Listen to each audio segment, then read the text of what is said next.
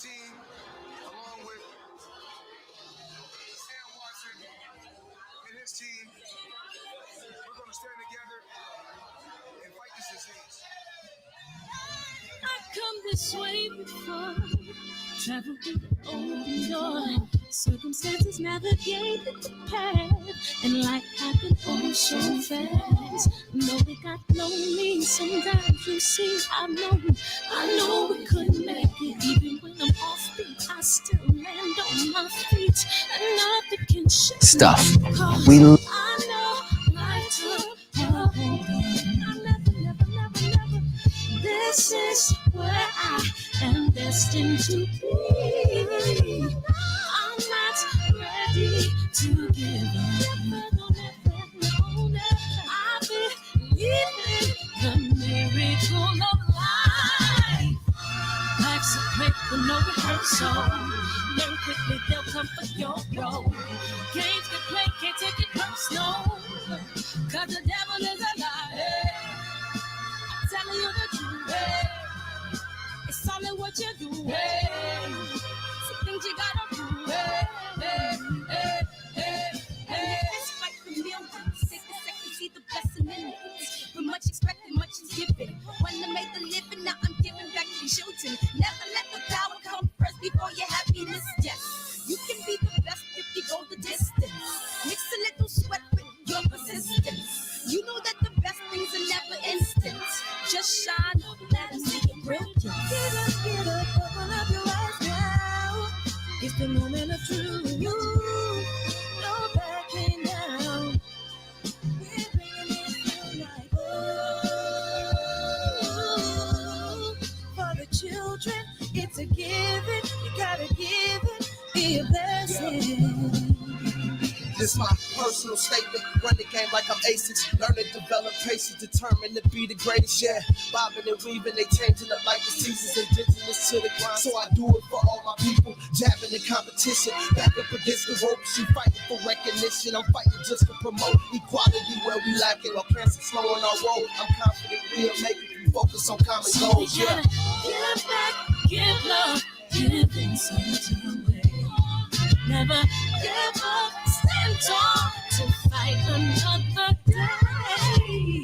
2 toes, 2 feet, I stand on the ground. I'm going back soon and fight this final round. Life's a play for no rehearsal. Learn quickly, they'll come for your role. Can't get play, can't take it personal. Cause the devil is a liar. Telling you the truth, it's all in what you do, some things you gotta do,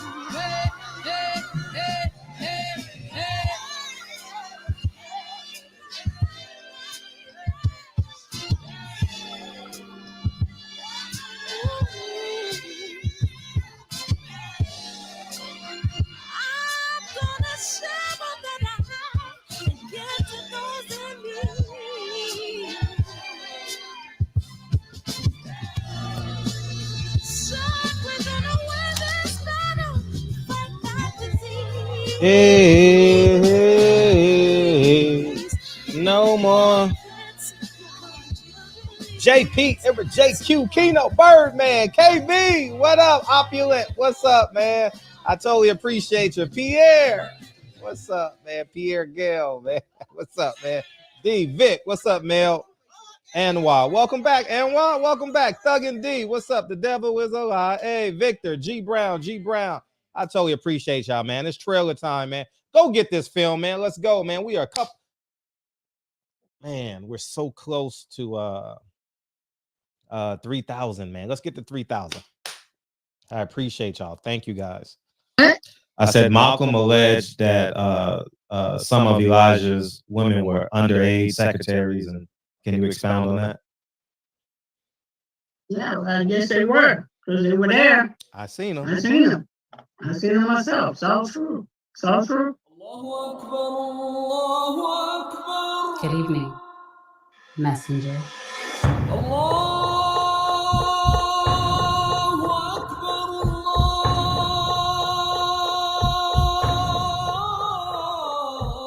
You come defense is that you were the last messenger.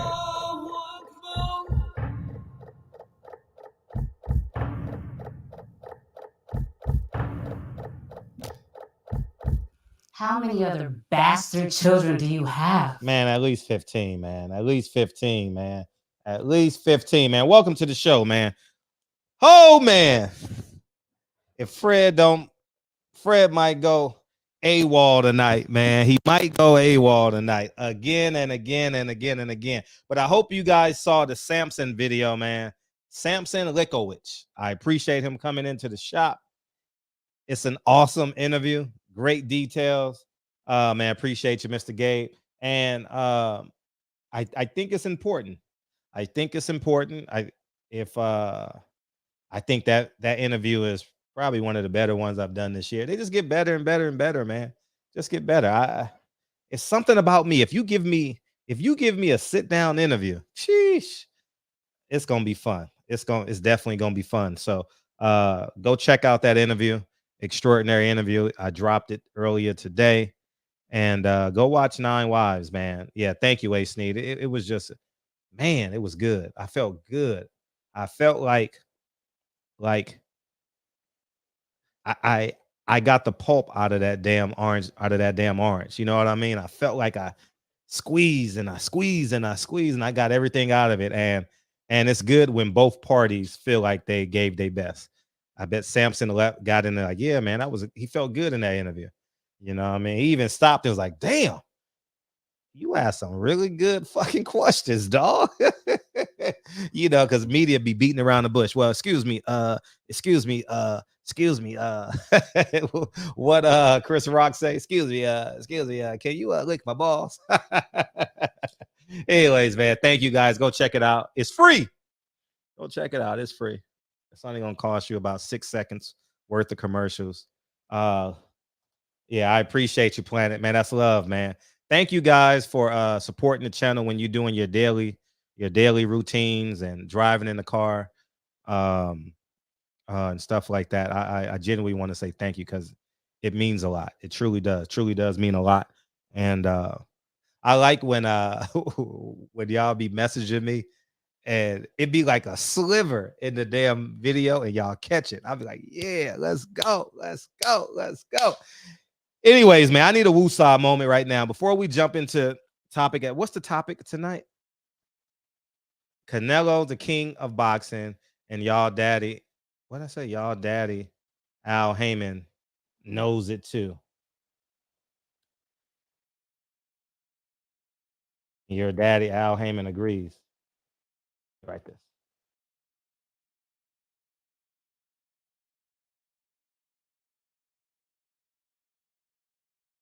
100 million times.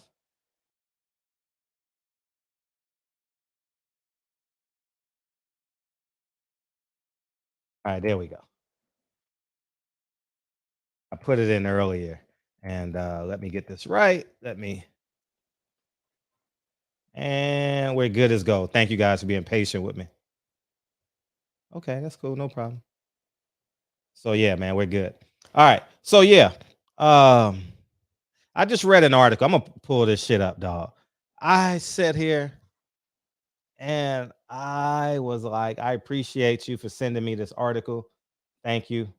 And we got to, yeah, I want you guys to read this, man. This is, I'm moving to the mountains, dog. I'm moving. I'm done with y'all niggas. I am done with y'all niggas. I am done with y'all niggas. I'm telling you now. I'm done. I'm moving to the foothills and I'm done. I'm done with y'all niggas. I'm done trying to be this, trying to help. Nah, I'm done. I'm retiring from helping niggas. That's what I am doing. I'm not talking about the word. I'm talking about niggas that niggas are just niggas. I'm done. I'm retired because I can't compete with these motherfuckers, man. I can't.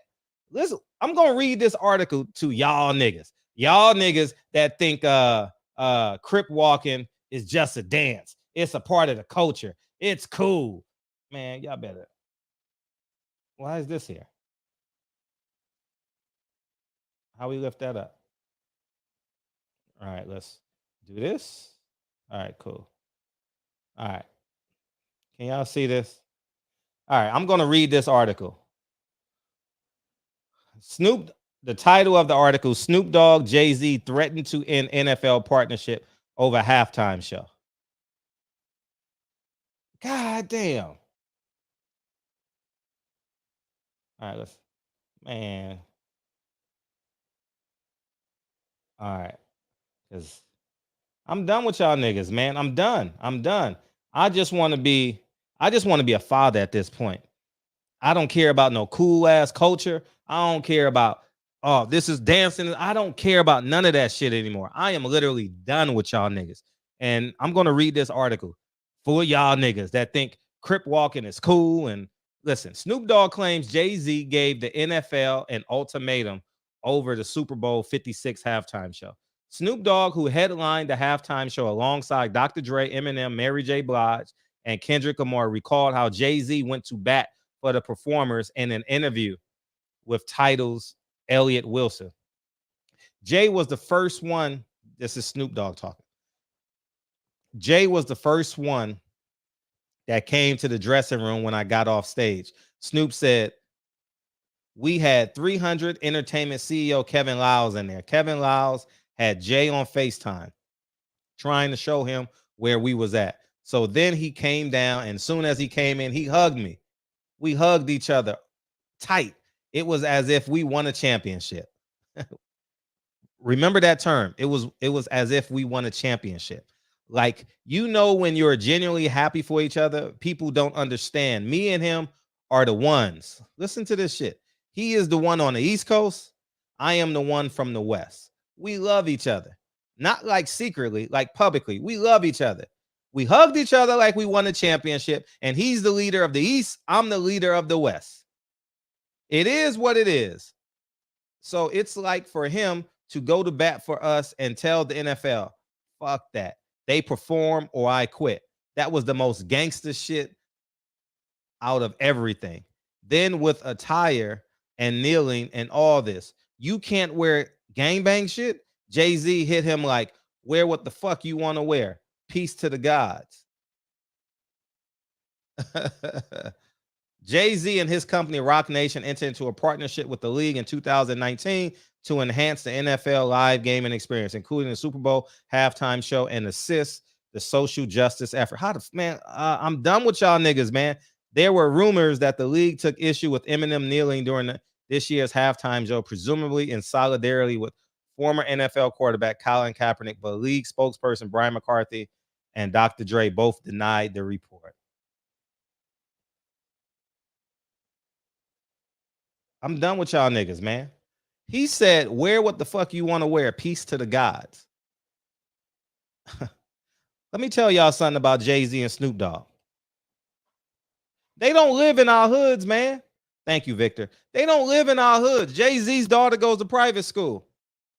Jay-Z's daughter don't go to Martin Luther King Middle School. They go to private school. They have drivers. They have chefs. She has her own wing of the house. Jay-Z ain't living what little Tyrone is living. Snoop Dogg ain't living that lifestyle, dog. He has a mansion. And they promoting that gangster shit for 90% of the other black people to go through that shit. Jay-Z and Snoop Dogg don't have to shake hands with gangbangers every day. Don't believe that shit. He doing podcasts with Martha Stewart.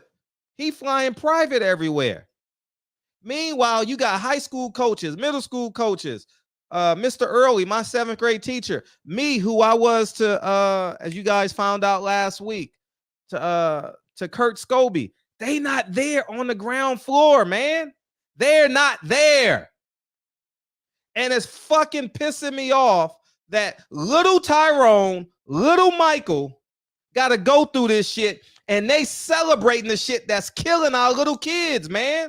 They fucking killing our little kids. Let me tell you what happened to me 3 weeks ago. And I know some of you already heard the story, but I'm going to tell it again. I'm on Manchester. Manchester is, it goes through different sections in our community. On the west side, Manchester is Westchester. Westchester is like middle class, right?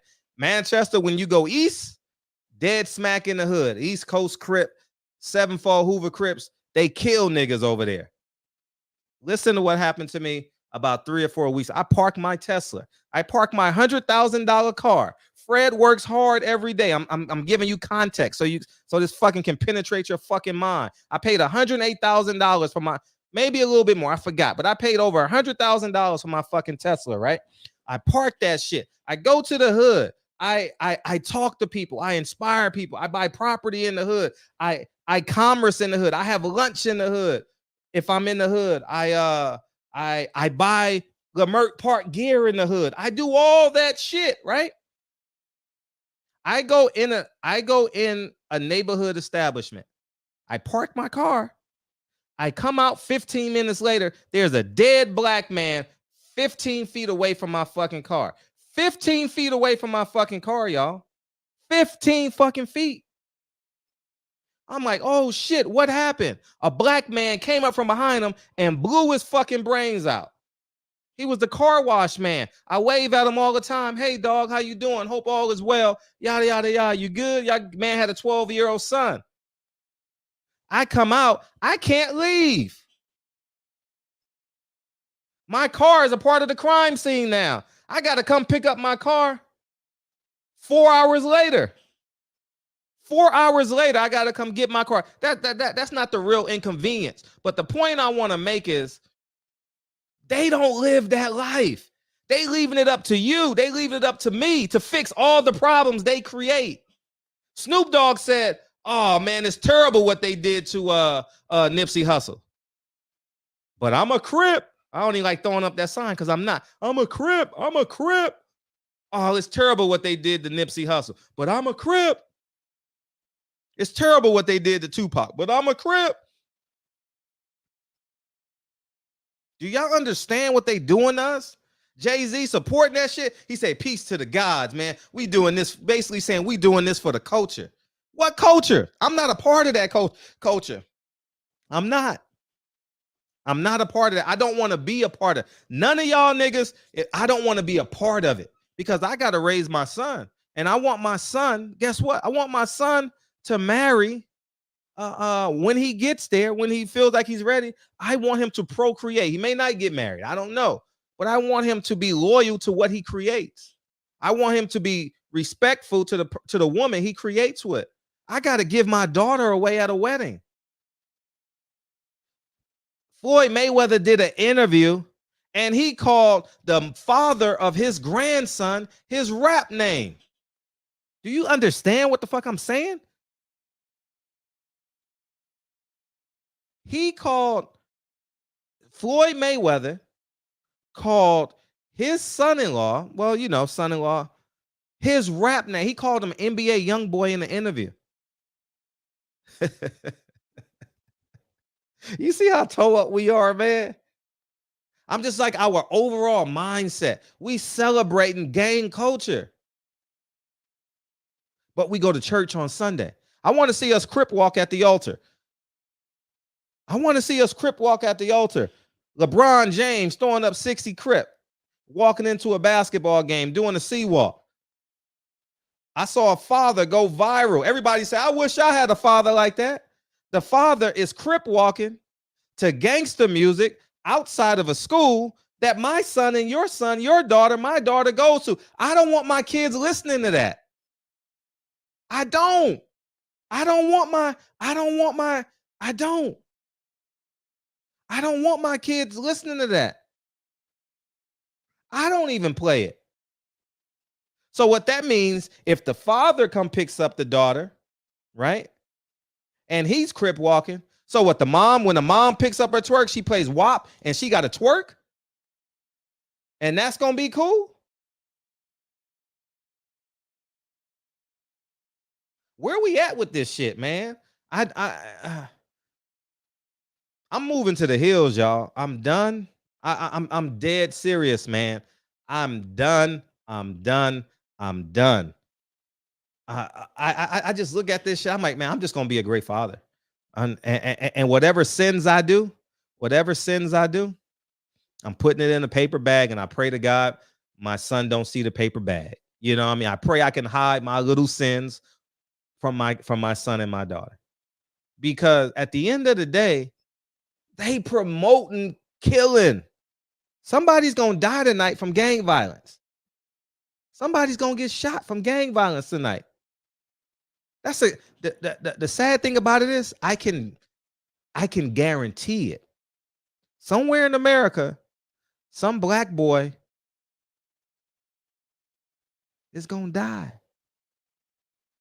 And sometime this month, an innocent 3-year-old child is gonna get shot.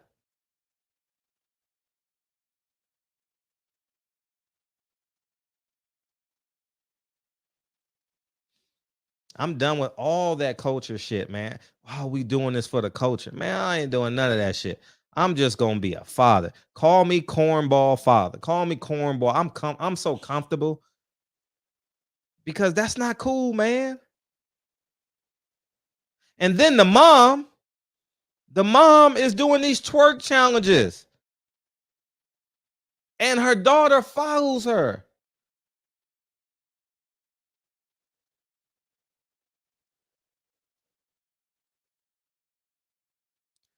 I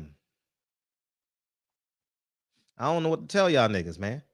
I don't know what to tell y'all niggas, man. I'm gonna take my little bit of money, my little bit of success, and I'm gone. I'm gone, dog. I'm gone. I'm gonna go buy. I wish I could move to Texas. I ain't lying. I wish I could move to Texas, buy me a ranch, and just be done.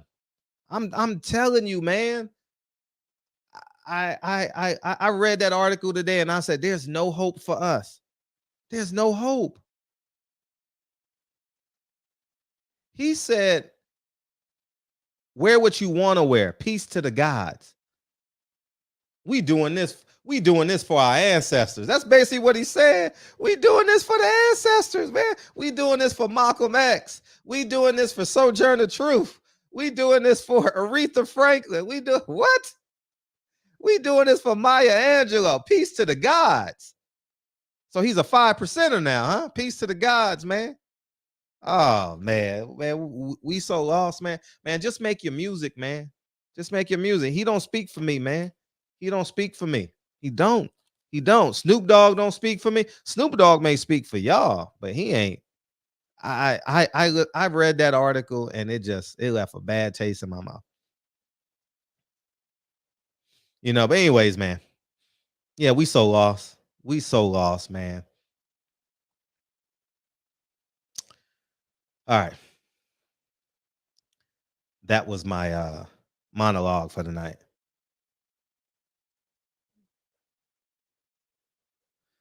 Oh man. So anyways, Canelo.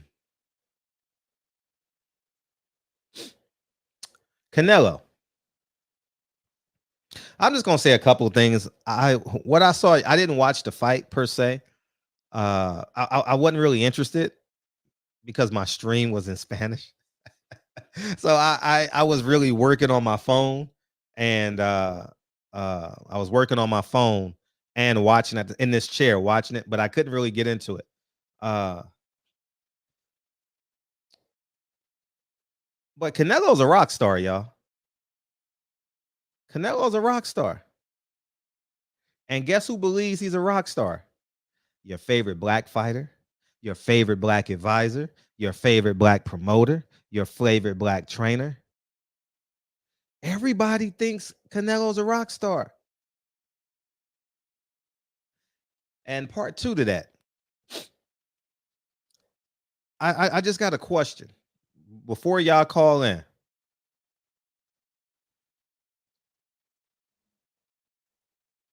If you believe Canelo, because y'all gonna call in and say Canelo's a drug cheat. If Canelo's a drug cheat, why do you want him to fight your favorite black fighter?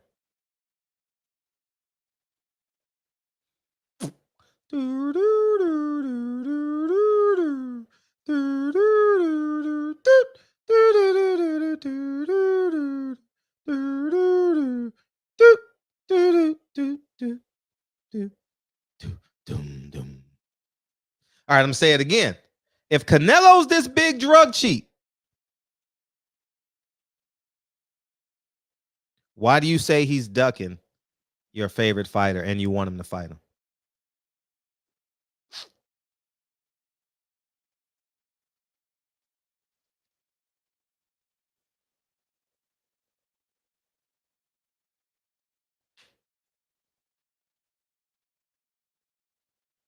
Huh? Answer me that question. I'm confused. You can't fight on both sides of the war. You can't be Ukraine and Russia. Oh man, we're so confused, man. We so confused. I saw Devin Haney ask Canelo for a picture yesterday. 2 months ago, Devin Haney called the whole team, called the whole camp a drug cheat, or whenever that was. I remember I did a video on it. The whole camp is a drug cheat. I pulled it up for you guys.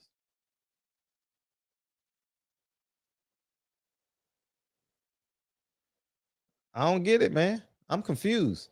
I don't get us. I really don't get us, man. I don't get us. I don't. I don't get us. Shout out to Champ Side for covering this. I don't get us, man. Read that. No juice, no trainer of the year. They scared. I'm going to say it. I'm not.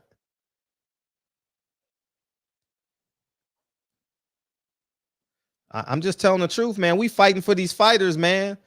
Bill, feel free to call in and beam in, but we fighting for these fighters. You want us to stand on the front line while y'all in the back getting rich. Y'all in the back getting rich.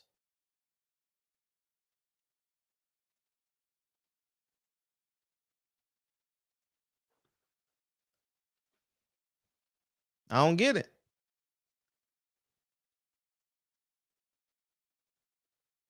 Canelo's a drug cheat, but we admire him. Y'all, we gotta pick something. We gotta do something. Like, we gotta make this shit make sense.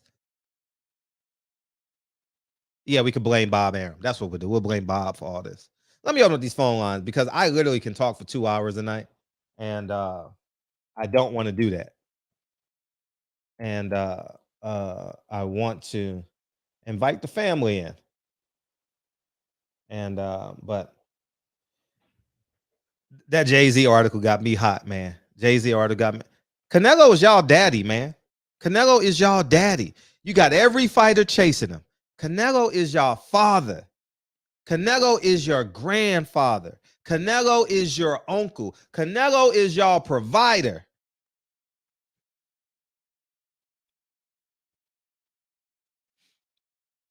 That's who Canelo is. Every interview. Hey, when you gonna fight Canelo? What's up? What's up, Fred?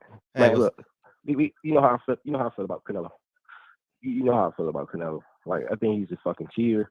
He shouldn't be in the Hall of Fame. He ain't an all-time great. He's a piece of shit, drug cheat, filth, piece of garbage. I'm not carrying that anymore. And I know he broke a man's face because he cheats.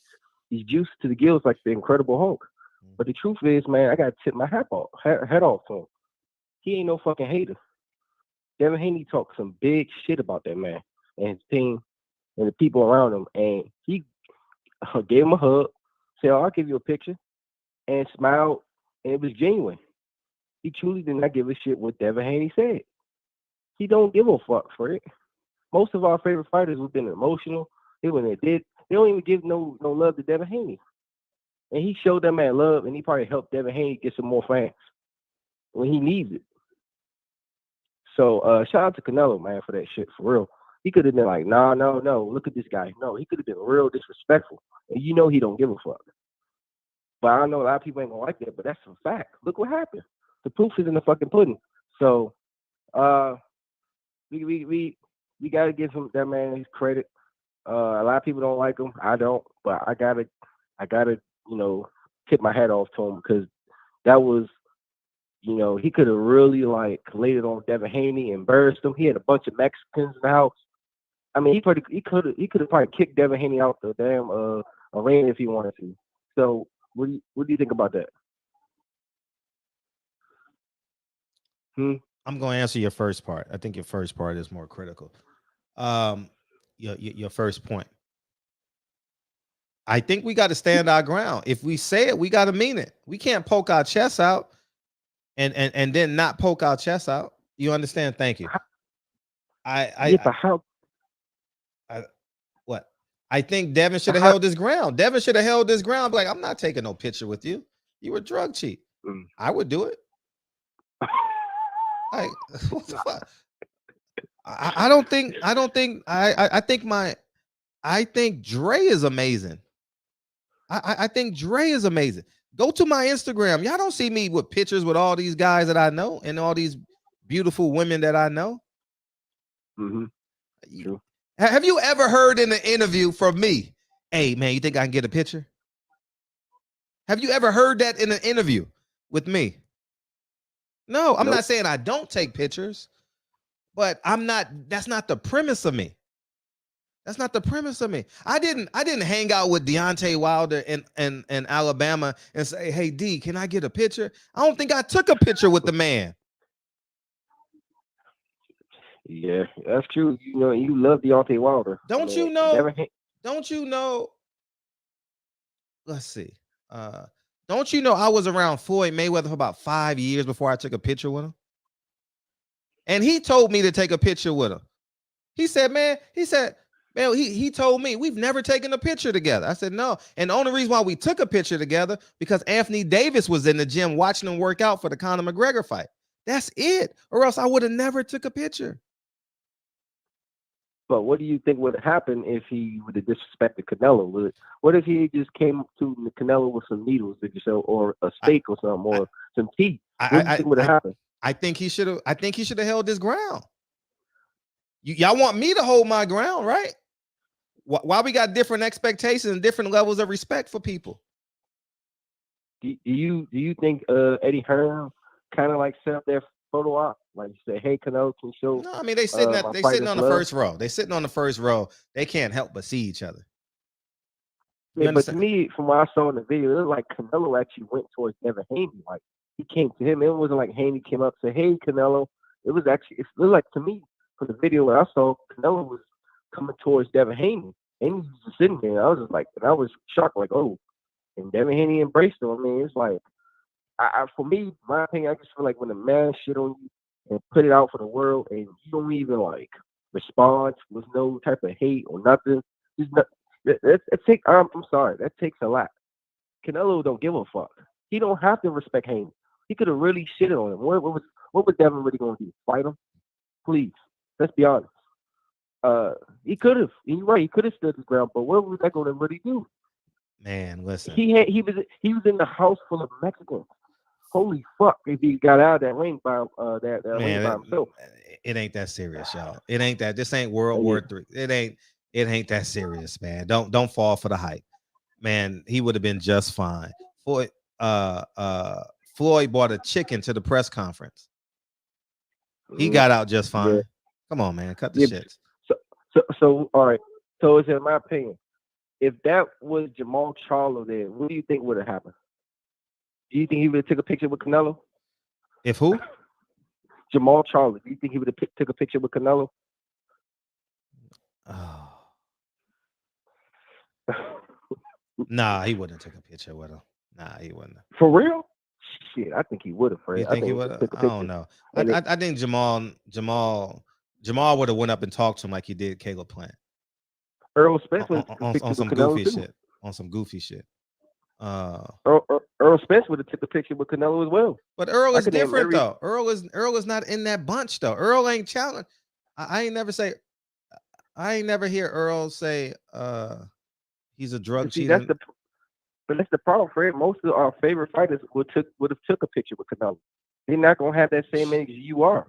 It's sad. We don't have no fighter that's gonna truly stand his ground. We see it with Devin Haney. No disrespect. So why don't we stop? So why don't we stop that narrative? All I saw, I'm gonna tell you what I saw. I saw Canelo being respectful. That's all I saw. I saw Canelo being respectful. He's sitting on the first row. The Haneys are sitting on the first row, and he went to be respectful. And then Devin got excited and said, "Hey, can I take a picture?" I'm like, dog, you just called him a drug cheat. What are you doing? I was happy he said that shit. I'm like, finally someone calls him a drug cheat. You know what I mean? Finally someone, you know, and Yeah, I don't know. I'm gonna be honest for it.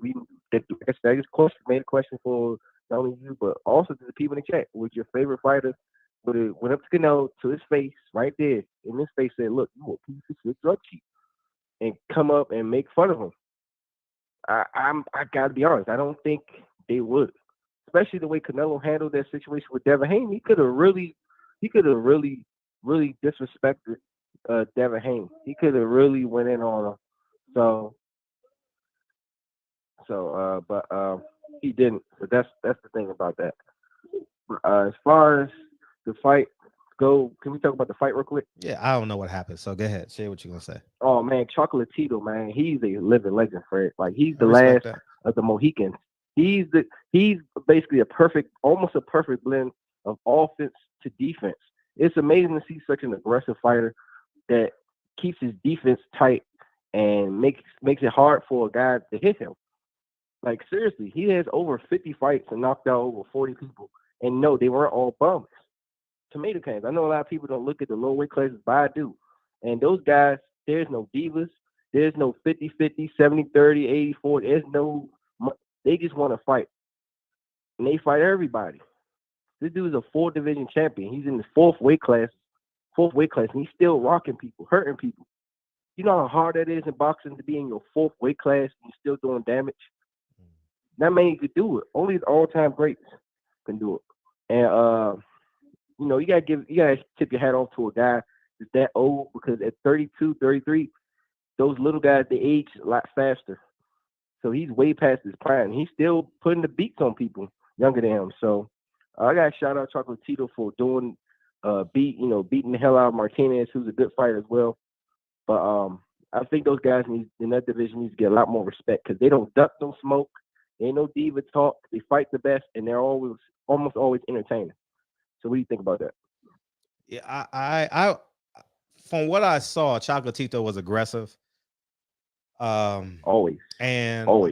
I never thought he was the pound for pound best fighter in the world, because Floyd was still fighting.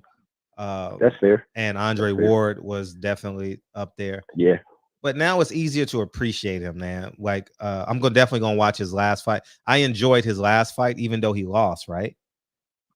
He lost that last fight, right? Or did he win? I know he lost. He either lost or won by 1 round, and I thought it was an extraordinary fight. And I thought he won that fight with that 12th round. He put the beats on that Estrada guy. Oh, Estrada, that's who it is. Yeah, he beat. That was one of the greatest fights I ever saw. They went to war. Yeah, and too many fights we see don't live up to expectations. That one exceeded it. So, I think those little guys need to get more respect. Just because they're small, that don't make sense. Nobody want to watch them because they're tiny. The fuck they throwing down. Ain't that what you want to see? The fuck, some of our favorite fighters or other fighters, they're not fighting each other. They sitting there waiting for Canelo Alvarez. Right. Or they was waiting for Manny Pacquiao. Like, come on now. But yeah, Fred. I know some other people want to get on. You make a good topic. Devin Haney should have stood his ground. I agree. He should have just been 100. He didn't keep it 100. If Bill Haney's listening, I'm sorry. I love Devin Haney. He's one of my favorite fighters to watch. But I ain't no fucking fanboy. He didn't keep it a buck. I'm dead serious. And I know a lot of Devin Haney fans ain't gonna like this, but it's the truth. He didn't. He should have kept it all the way at 100,000. He didn't, unfortunately. He's still a very good fighter. I still think he'll kick Cambosa's ass. And that's all I got to say. But shout out to Canelo for showing him some love, even though Haney talked shit to him. But that's my call for it. Appreciate you. Yeah. What's up, Andre, man? I appreciate you always showing love. Wu-Tang forever. Samson did say Devin need more profile. He got it last night with Canelo. Samson made my eyes open up towards the biz of boxing. No George or Devin, no way. 504. What it do? What's up, man? You. How you been? What's up, man? How you been? I've been chilling, man. Just laying low. Chilling. Just moved to Atlanta, man. Bro, okay, congratulations on the move. Thank you, man. It's easier. It's easier for you to get to places with the truck now, right? Did it again? Oh yeah, Yeah, definitely. yeah, with it Most being in definitely. Atlanta. Yeah. Yeah. So all right. So this topic, man, I'm gonna hit it at a different angle, man. Yeah, feel free. So Canelo's a drug key, right? Yeah, it's proven. Is he the only one? Now I'm not defending him. Don't get me wrong. I'm not defending him. I'm Mhm. just asking a question. Is he the only cheat in boxing? No, he's definitely not. Okay. Um, and I'm trying to see how I'm gonna attack this. So my personal opinion, this is just me, man. They're gonna get away with it. They're gonna continue to get away with it. As far as the drug cheats, I say yo, all do it. Fuck it. If you don't get caught, just do it. That's just me. That's my personal opinion because at this point, Fred, we ain't gonna Sodom change and nothing, Gomorrah man. for everybody. Sodom and Straight Gomorrah up, for everybody. Kill a everybody. nigga. Because you know why? Because it ain't gonna change. It ain't gonna never change, Fred. No, it's not gonna change, and it's still It ain't wrong. gonna. You know what I It ain't. mean? It is wrong, but come on, man. It ain't gonna change. No matter. We can scream at the top of the mountaintops, with the loudest speakers we got, and it ain't gonna change nothing, bro. I'm not saying give up, but it's like you just beating a dead horse, bro. Not you per se, but like just to even try to even take on that fight, bro. It's just pointless. You see your favorite fighters, like you said, is going and take pictures with the dude. You would never see me run up at Andre Ward and say, "Hey, Andre, can I get a picture?" I don't respect him. Yeah. You don't, I y'all don't don't like respect the him either. man. Like y'all niggas running up and taking pictures with men you say you don't respect. Man, I'm done Yeah, with this shit, man. Jay-Z, that's y'all can against have me. him. And then my whole point, what I'm really trying to say, Fred, Yes, go ahead. we fighting fights that fighters won't even fight. That's really my point. That's really what I'm trying to say. Exactly. And that's the point of this show. That's the whole point of this show. The media is fighting these fights that the fighters don't give a damn about. All right. They don't give a damn. They just be talking. They just be talking. It's like the Republicans and the Democrat. I remember. Let me. Yeah, for sure. Hey, let me tell you this story. I'm with Mr. Villalobos, right? So I didn't have any money. I was a school teacher at the time. I didn't have no money, but I was influential, right? In terms of like on campus stuff, right? And I had just graduated a few years in, and it was homecoming weekend. So I got invited to all these events. And no, it was when I was running for public office, when I was running for mayor of Whittier. That's why I was invited. And I didn't have much money. You know, Dre was in med school. I was hustling. You know, I was in the kitchen cooking t-shirts and shit. You know what I mean? Whatever I had to do. And he told me he donated a building.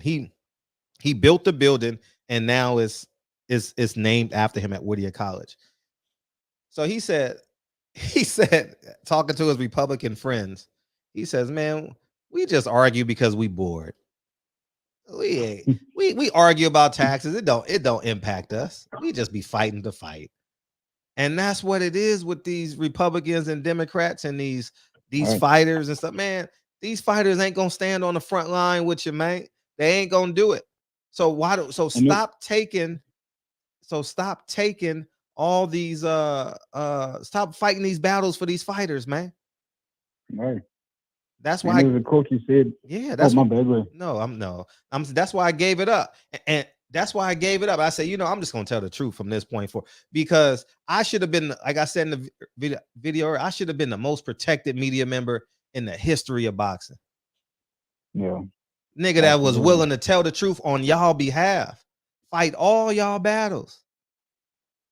But see, people like that, they don't get their just due for it. Like that guy who blew the whistle on a cocaine epidemic, the crack during the crack era. Right. That reporter, I think he committed suicide, or it was some strange circumstances led to his death. I'm gonna just put it like that. Right. And he was for the truth. So, they don't get, truth tellers don't get rewarded, as man, based off history. They get ostracized.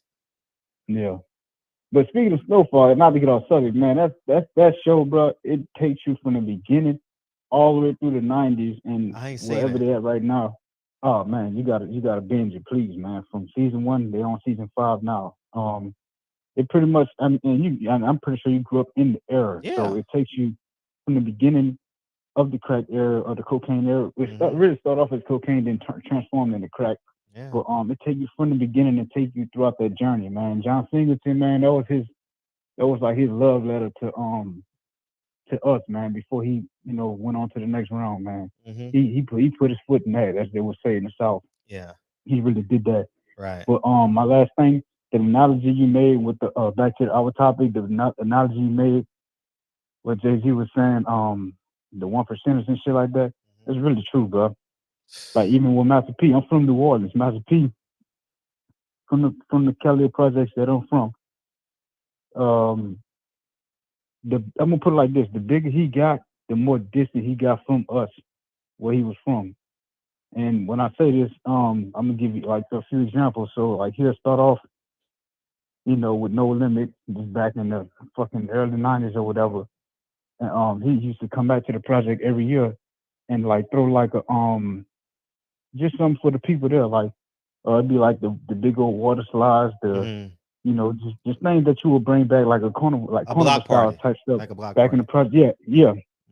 And one year it just disappeared. He just didn't do it no more.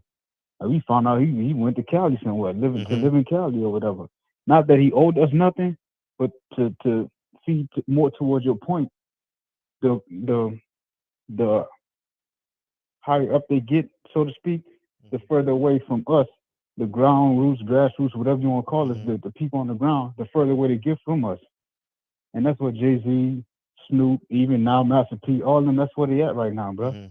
They might portray that lifestyle, but they don't necessarily live that no more. They're not living that. They're not amongst us. They're not one of us no more. They're not living that. Man, there's no way. So you want your daughter dating a guy that's throwing up a C. You want your daughter driving around in the Cutlass, driving down Crenshaw. That's what you want your daughter to be. You want your daughter to date a guy that's on parole, huh? Is that what you want? That's not ideal. I'm not shooting that down, but that's not ideal. Like, even gangbangers don't want to be on parole. You know what I mean? Who the fuck want to check in? And you know what, Fred? My last point, I always say that. My last point. People that's in the hood, in the project, in impoverished situations, we strive to get out that shit. Right. People who never been in those situations, they want to glorify and amplify that. It's like it's a weird dynamic. It's like opposites. It's like we want what you got, but you want what I got. That's some weird. I would never understand this. Right. To the day I die, I would never understand that. Right. But that's my call, man. Let everybody else get their time and keep doing what you're doing, bro. Appreciate you. It's needed. Yeah, appreciate you. Yes, sir. Yeah. Yeah, man. It's like I've always been a corny guy on this platform. I've never claimed that I beat up anybody, shoot. I believe in self-defense. That's all I believe in. I don't believe in nothing else. 307, what's up? Yo, what's going on, Barbershop? This is Oklahoma. I changed my number. Again. What's up? Yeah, when I saw the Super Bowl halftime, it was entertaining, but I did thought about the same thing you were thinking about when I saw the little gangster Crip walking and shit. It was entertaining. It was cute, but I was conscious enough to say, okay, that's entertaining, but I'm not going to take that to heart. Imagine all the young, brown, black, young boys, not even men, boys.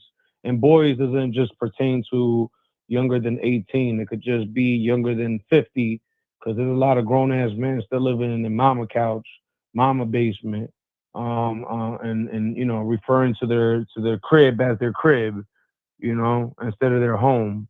So, and I was conscious, like, damn, that's what they're injecting into the if it wasn't bad enough already, but yes, that's what they were. That's what they did, inject in our culture.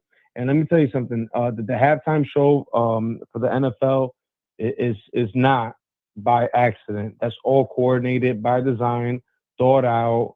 How could we continue to decay the culture of society in America, and especially in Black and Brown America? And shout outs to you and congrats. I gave you praise in the comment section. I was the one with the purple default picture, D'Artagnan 8. I called you a legend. Oh, that's With you doing the Samson interview, I was like, yo, I'm only 9 minutes and something seconds in. Yo, he's dropping heavy gems, heavy gems.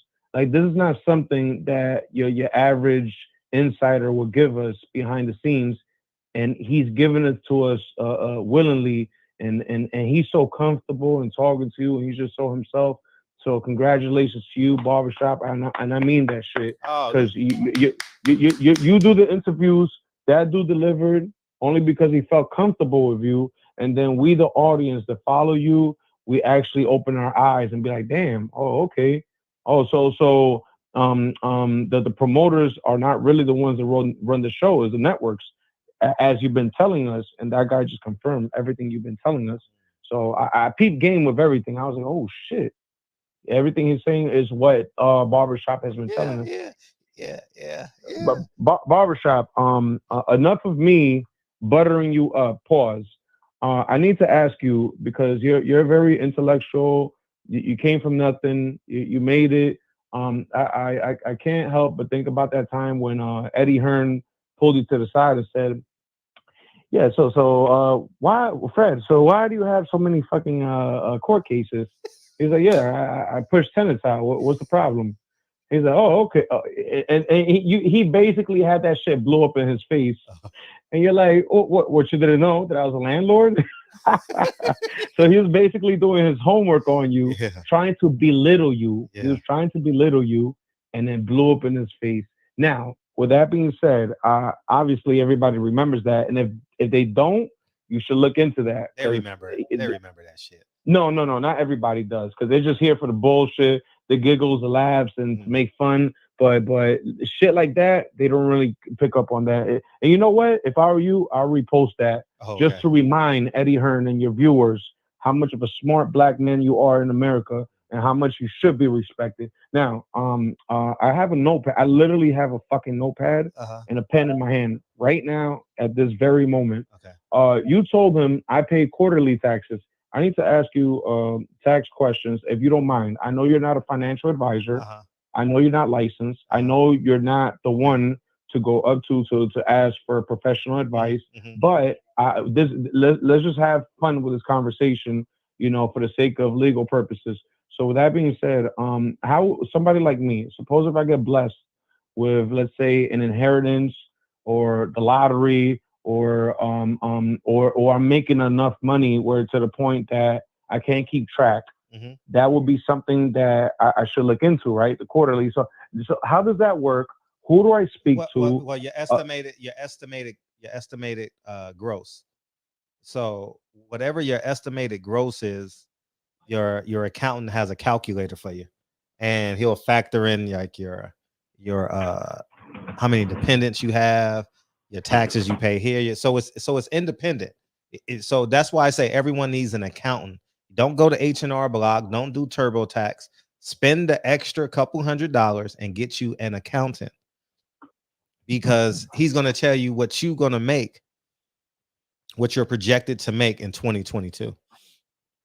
And then you pay it. And then what you're going to do is the government's going to send you a letter, and you just send the check. And that's it. You agree to pay quarterly. Wait a minute. So okay, correct me if I'm wrong. I'm going to tell you from my worldview, from my points of view, and then you correct me if I'm wrong, because this is all new to me. So I'm basically going to speak to my accountant and say, hey, I believe I made this year. And then he or she, my accountant professional, is going to say, okay, well, we need you to at least give this to the government, so that way you won't have no surprises. Or go ahead. Yeah, that's it. That's basically it. I don't know how much you make. So you have to do that with your accountant. He has a calculator in front of him, and they know the laws better than I do. And there lies your answer. It's safer that way, but you also can use that money to invest too. So if you buy a property, then you can offset your taxes with your property. That's why I always do my best to buy in the first quarter of the year. Like right now, I'm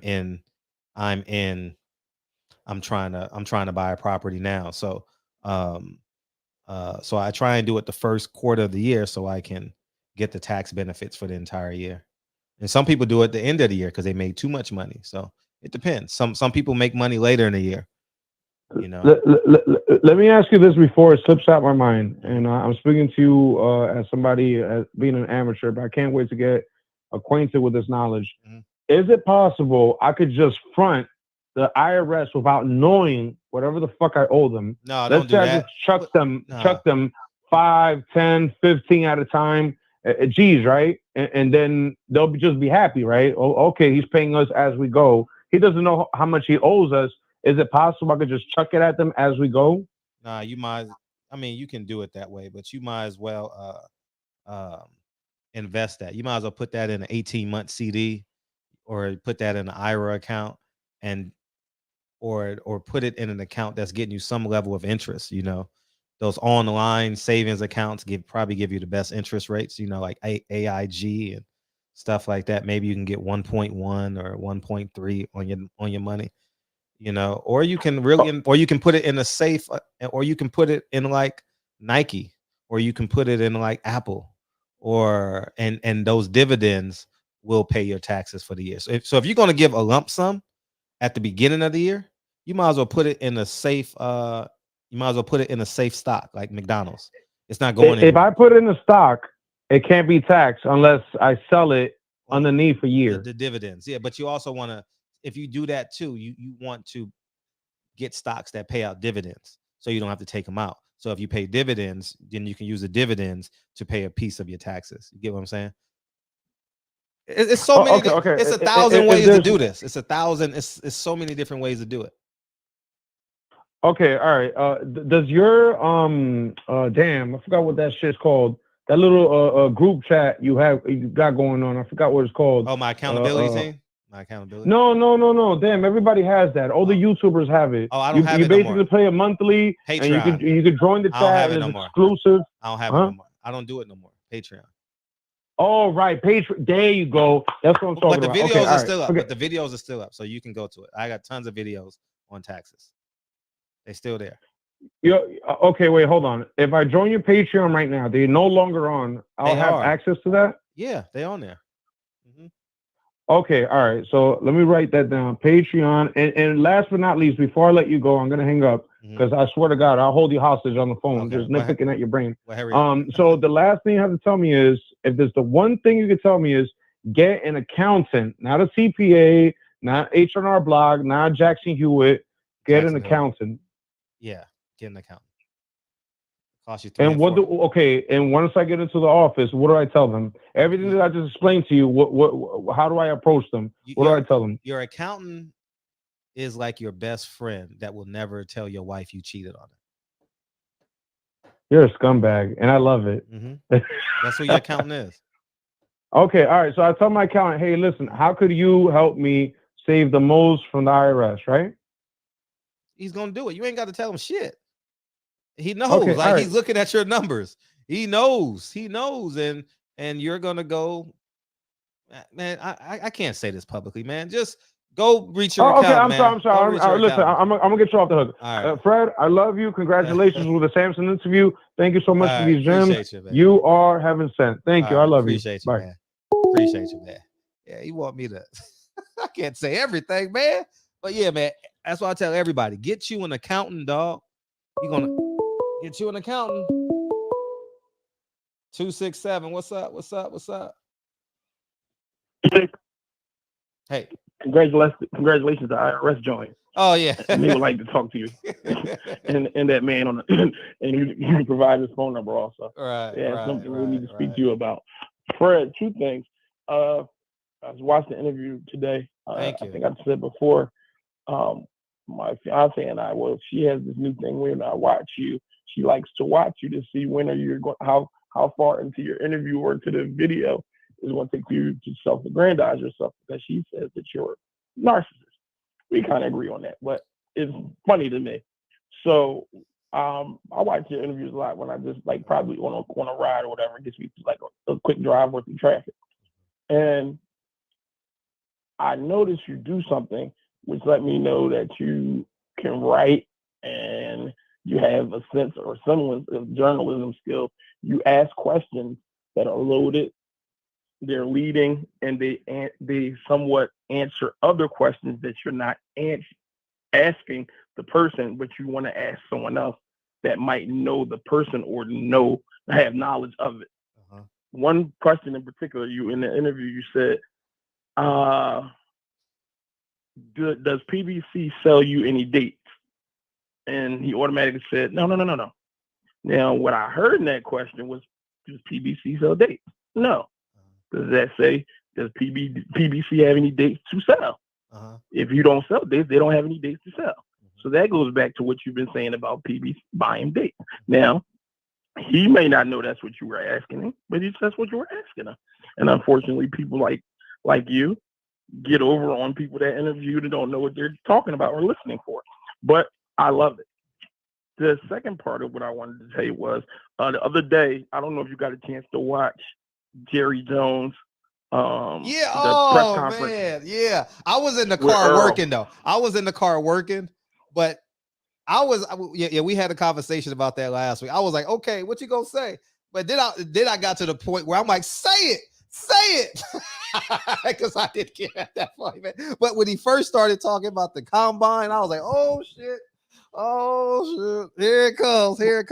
But he didn't say it. When he said that Jerry Jones does the same thing also. Mm-hmm. He said something about, they said, these two fighters, if they weren't boxers, they would be players I would draft. Two niggas I would pick up and draft on my team. Mm-hmm. And then he goes on for about a good 5 minutes about how good Earl is. He likes to have Earl there. And Earl is he basically threw his hat in the ring. Everybody knows he's rooting for Earl. And then he spoke about the Mexican heritage and how they like boxing. And come Mexicans, bring your money. We love it.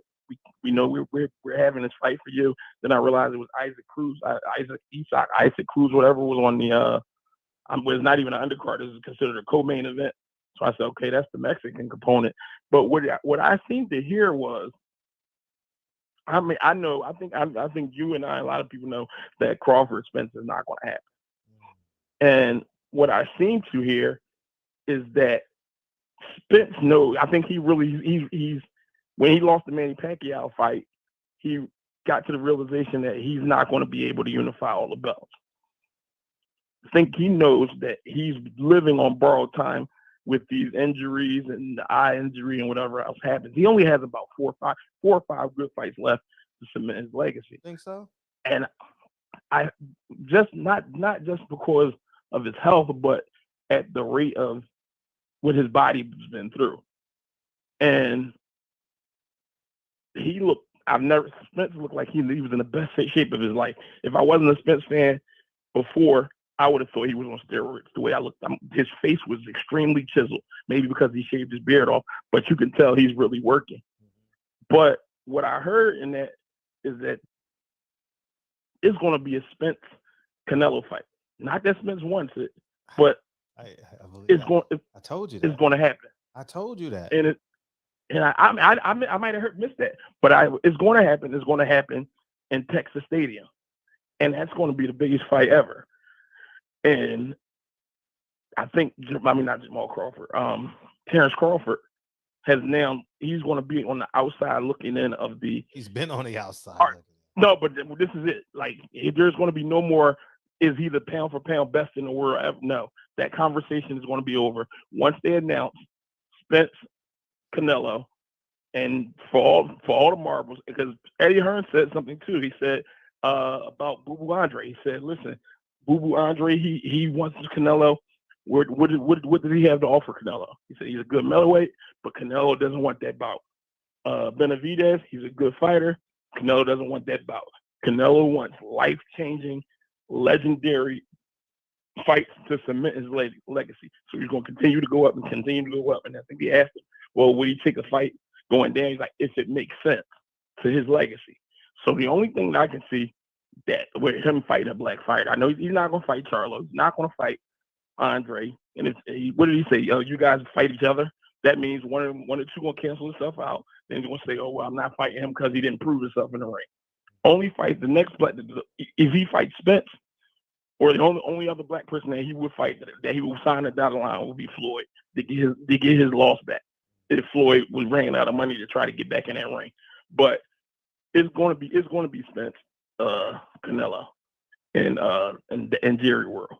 And if you go back and listen to it, he alluded to it. He didn't say it, but he talked around it, and he spoke around it so much. And I think if it don't happen in 23, it's going to happen in 24, and that's going to be one of their or both of their last fights. So that's something that I think we should all look forward to. Get away from Terrence Crawford. That's over with. I'll tell you the truth, I think he needs to just relinquish the belt, get the Josh Taylor money, and call it a day too if he can, because I think he boxed himself out with that lawsuit, so nobody's gonna want to touch him. So, I mean, I'm gonna get back in the chat. Can't wait till you drop your trailer for man. That was a smart move too. He done promoted that movie about 5 times in the last weekend. Who's that? Charleston White. Oh, has he? Tell him I said thank you, dog. I appreciate that. He was like, I got a movie coming out May 2nd. Well, All-Star. He did it 2 or 3 times on his platform. I love it. I love it. I love it. Charleston's a good guy. That was a smart move. I guess so. Yeah. I mean, that was a smart move on your part. Mm-hmm. So I can't wait till it come out. Hopefully, it's around the same price point or more. And like I always say, I hope it was a little longer than the last one. And I can't wait till these fights happen where we can sit back and again complain about what they're not doing and what they didn't do. Like you said earlier, fighting the fights for the fighters that they don't want to fight themselves. Yeah. And before Kyle come on, man, and before I get the song, I'm out of here. I'm back in the chat. Appreciate you, dog. Appreciate you. Yeah. I don't know if they'll fight this year, but that's the fight. That's the fight. If I'm gonna tell you this. If Earl goes out there and just wins the fight,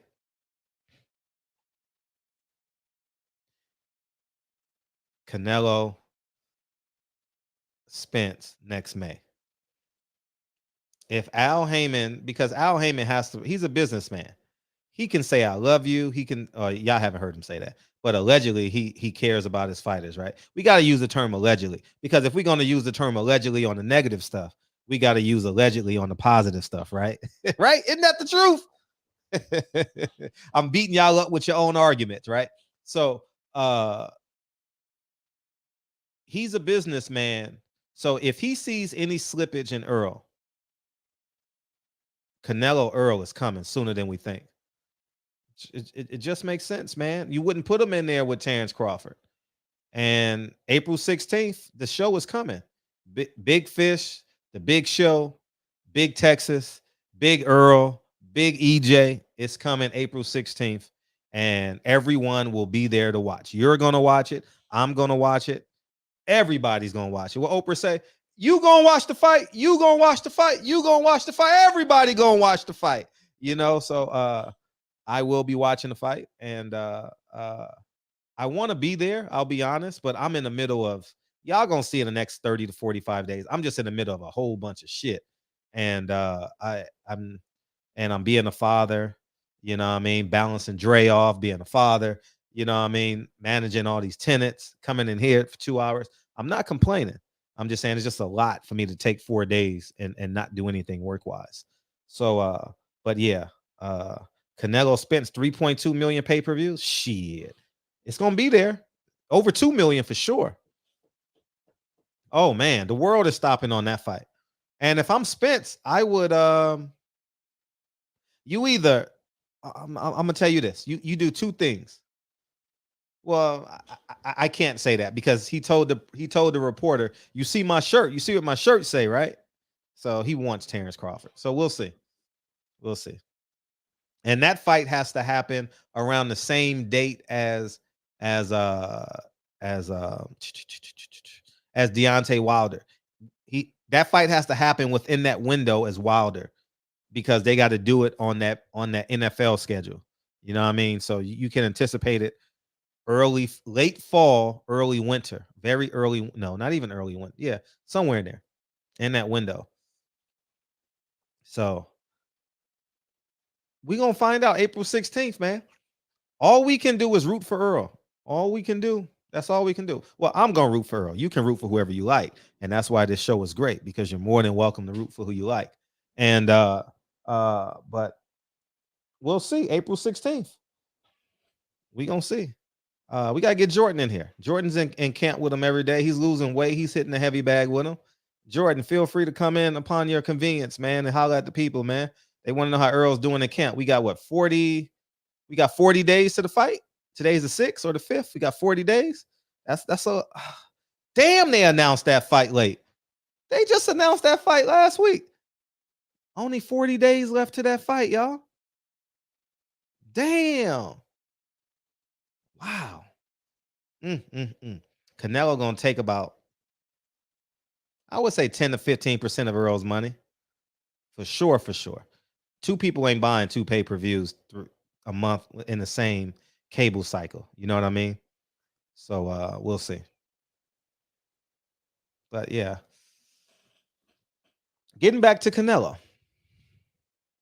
Canelo's y'all daddy, man. I'm telling you, Canelo's y'all daddy, man.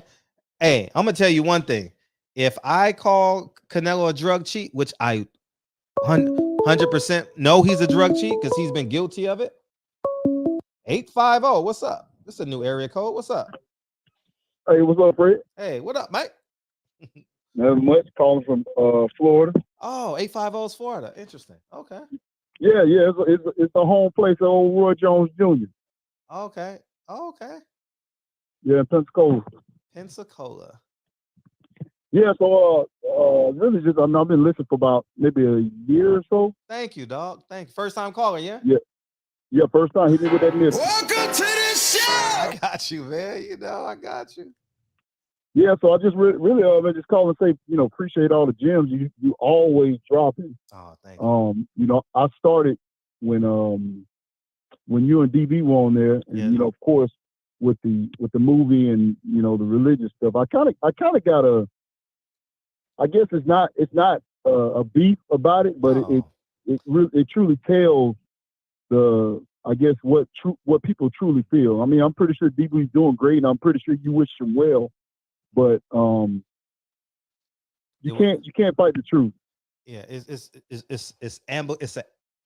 how they say in divorce court, it's an amicable split. Hey, he's gonna go live his best life. DB's doing well with or without me. So there it is. Yeah, it's great, but it's kind of like a bigger issue within the Black community. Like, I was talking to my uncle's a preacher.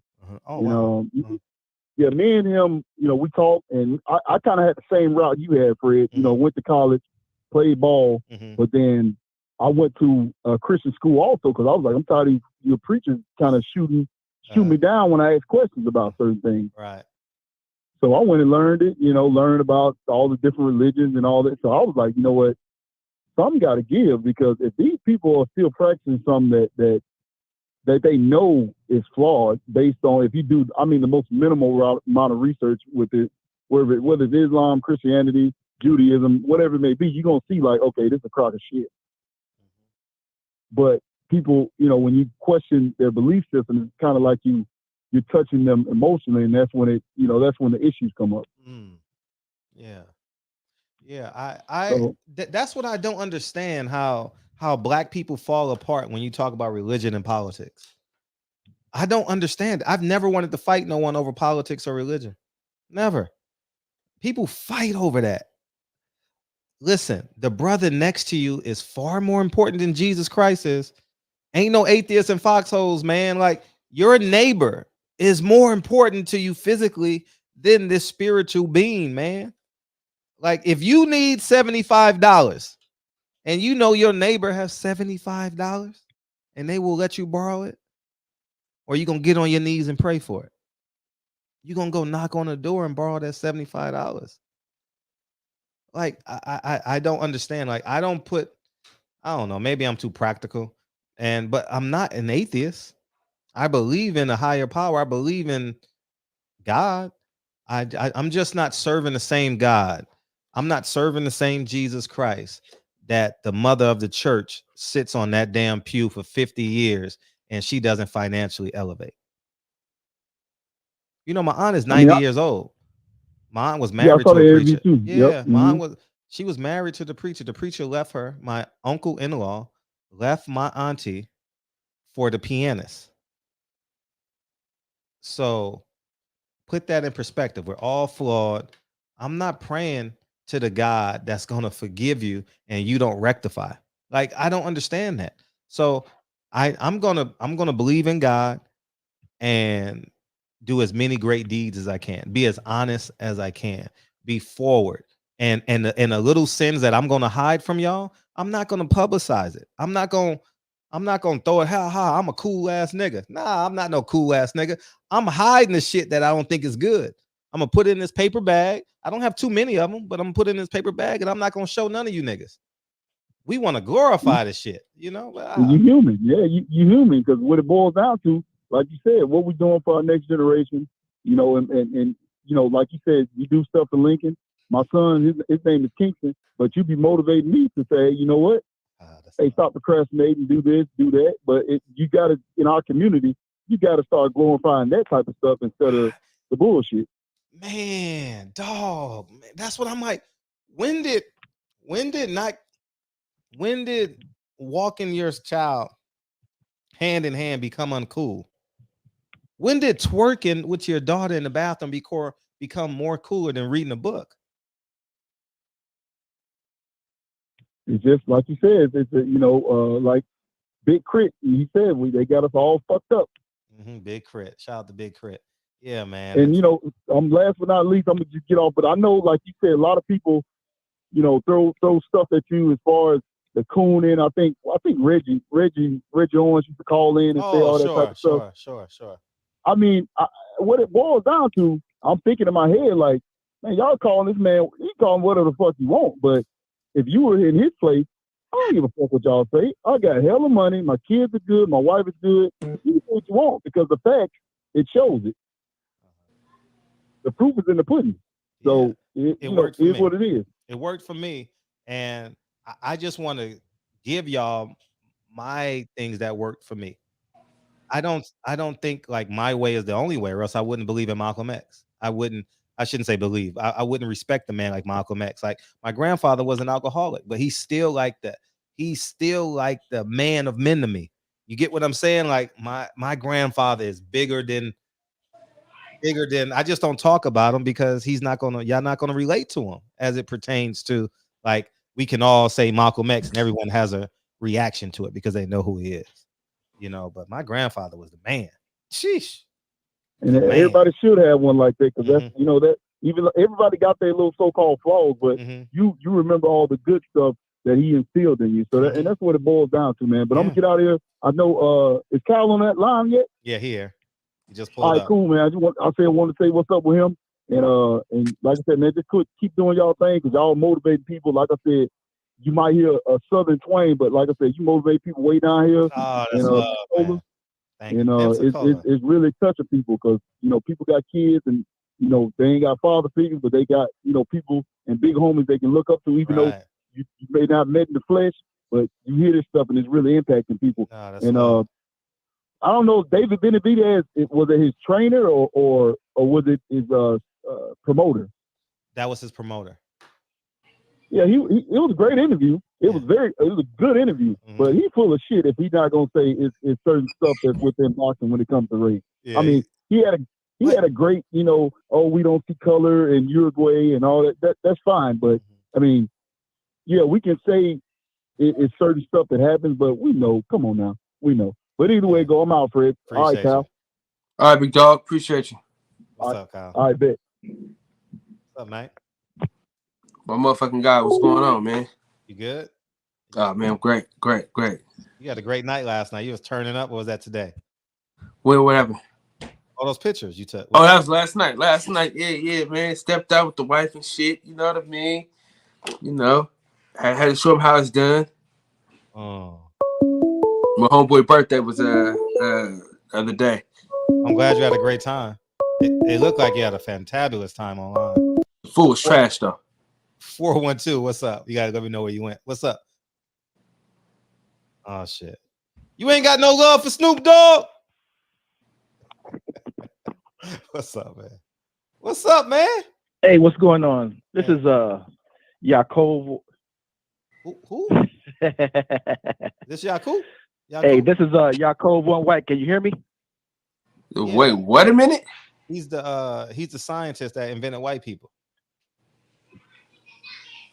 All right, go ahead. Yeah. Okay, hold on. Let me get off. I guess I can hear the delay. Can you hear me? I think it said delay. Can y'all hear me? Yeah, we hear you.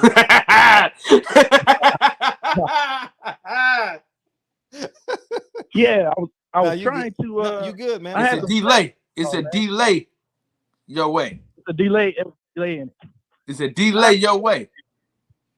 I got no love there. What's up, man? We can hear you, man. We good. What's up? You ain't got no delay on our end. What's up? Okay. The thing I have, man, is I've been commenting on some other pages and stuff like BFTV and as you should. They're great. Campside and awesome. you, and I listened to you for a little bit, but what do y'all think about this?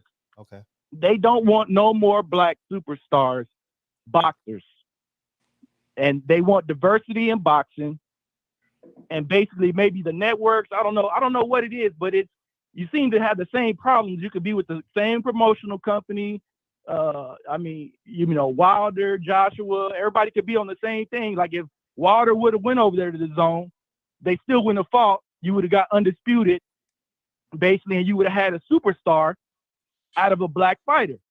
So is it possible? I mean, I know I understand you're a journalist because I watch you. Like, is that something that possibly could be? I mean, either I'm the biggest conspiracy theory of everybody, or this is what's going on. I'm gonna tell you this: we don't want to be the best black fighters. We don't want it because you know why? We just want to get paid. Yeah, that too. You know why? You know why? Say why, so I can just hit the Go ahead, punchline. go ahead. Yeah, why? I'm already. listening. You got my ear. Okay, because we chasing Canelo. We chasing that motherfucker to the end of the earth. Man, we gonna go eat tacos with the motherfucker. Hey, Canelo, you want two? You want the combo? You want the large or the medium? You want horchata or you want that flower drink? You want the flowers? You want horchata? Horchata. Okay, I got you. You want it with ice or no ice? Okay. That's why. Oh. And I got fresca. And la fresca. And then you know what else we do? We let Bob Arum promote the fight. Oh, Bob, yeah, Bob. Hey, you know what I mean? We let Mr. Hearn promote the fight. Yeah, Mr. Hearn. Yeah, me and Canelo want to fight. You know what I mean? You know what I'm saying? We want to fight. Yeah, I'm gonna bring my people. You bring your people, and we can all be people. You know what I mean? Yeah. You know what I mean? Yeah. But the thing is, okay, I hear you on the Canelo. I can hear you on the Canelo thing. Okay, so what about the Wilder and Joshua? Okay, what about the Haney? Haney could be signed. Okay, they could be. I believe those guys could be at the zone. Or he could be at Top Rank, but yet they still won't fight Haymon. So what is that? How is the Canelo angle on that perspective? You got to go out and bet on yourself. You know what Devin Haney did? He did the same thing Tank Davis did. Went out and bought $1 million worth of jewelry. You know what I would have did? For real, you know what Frederick would have did? Wait, what you did, Fred? I would have bought a building. I would have bought 2 buildings, 3 buildings. And I would have used that money to fund my next fight. I'm in this for 10 years and I'm getting out. I'm getting out at 35, 36, whatever that magic number is. Mm-hmm. Tank bought one. He said to what's that lady name? Barack's fiance. Oh, what's her name? Kate Abdo. He said to Kate Abdo, he said, I got $1.8 million worth of jewelry on. I said, huh? I was in my living room. I was like, huh? Like, I literally passed out. You ever passed? There's no such thing of this, but you ever just passed out, but you're like, like I'm literally in real time, like I couldn't believe it. Like, we're glorifying a man that got $1.8 million worth of jewelry on. Huh? But Fred, that shit ain't. They didn't buy it though. I don't give a. You're missing the point. I don't give a fuck what he did. He's glorifying it. He had to spend some money on it. No, they got sponsors, man. They just give him that Nah, shit. they ain't Dog. got nah, Kyle. Nah, you drinking the Kool-Aid now. They ain't got no damn. Listen, I'm telling you the truth, bro. Man. Let me tell. All right, hold on. Let me break this down to you, because I be into the jury shit. Okay. You know what I'm saying? And I know that shit don't. The shit really ain't. The shit really ain't worth nothing. You dig what I'm saying? The shit really ain't worth nothing. I'm telling you, the shit that all that jewelry and shit, that shit don't mean nothing. I'm being honest with you. It's cool because it look good. You know what I'm saying? But the shit don't really, the value that he talking about, that shit, he ain't pay that shit. They ain't pay that shit. And I'm telling you, Fred, trust me, bro. I'm telling you, man, that shit. You think I'm missing? I hear y'all. I hear you, Fred. Like you got a broad perspective, about finances and where their I guess where their vision is at and where their vision should be. Mm-hmm. But it I don't know. It just seems like, okay, if Boots come in, okay, Boots, let's say Boots only want $10,000 or Boots only want $1 million at first or whatever, just to get in the door. Just like if somebody came in for an intern or whatever, just to get his foot in the door. It seems like there's a lot of roadblocks, and it seems like all the promotional companies are involved in the thing. Like just like how Canelo came in, Floyd didn't pass it to no black fighter. He didn't pass it to Tank Davis. He basically passed it to Canelo, which is he's supposed to hate Oscar. Oscar is the biggest. He hate Oscar to death. Canelo, but yet, and then you say, okay, you say it's about money. No, it ain't necessary to me. In this whole agenda thing, it don't seem like it's about money. It seems like they want to put Canelo as the face of boxing. And they basically want to put and, give these people, like you're saying, traps or give these people different monies or different whatever. And they basically will cancel themselves out.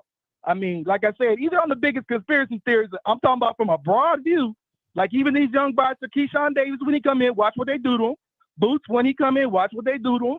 Shakur Stevenson, he had to beg, plead, cheat, and steal. Basically, Crawford is basically that lawsuit made them say, okay, let us make this fight so everybody can see that no black fighters ain't a thing no more. Let's let this see. But he still got 2 more belts to go. It seems like they don't want no black undisputed fighters. I mean, at the bottom of the thing, yeah, and maybe these guys are taking all the pits and the road traps, just like you said, Jamal Charlo, he was barking on Canelo, and then all of a sudden he got a big old house. They showing all this different stuff, and now he really didn't seem like he even wanted it no more like he used to. So it's they're giving them the traps. So you right on some area. They putting the traps in the way, and these guys are canceling themselves out or whatever. But it's just, I'm saying, man. Hey, big dog, what is boxing? Yeah. What is boxing? It's about it's about race. So no. What is boxing? Well, what are you talking about? The art of hitting and not getting hit? Is that what you asked? Fuck all that. What is boxing? Boxing is 2 fighters getting in the ring and fighting it out. The best fight the best. That's what I thought. If a damn sure the best fight the best. I don't know where you got that from, but that ain't it. That's what it should be. That's what it should be. So what's I asked you what what's boxing? I think what it is. Was it prize the fighting? Leonards and the Hearnses and the Haglers, that's what I'm trying to see. All right, let them answer because we done gave like 4 choices. What is it? Okay, go ahead. Business. Boxing is a business. Mm-hmm. It's a business, bro. Business. It's a business.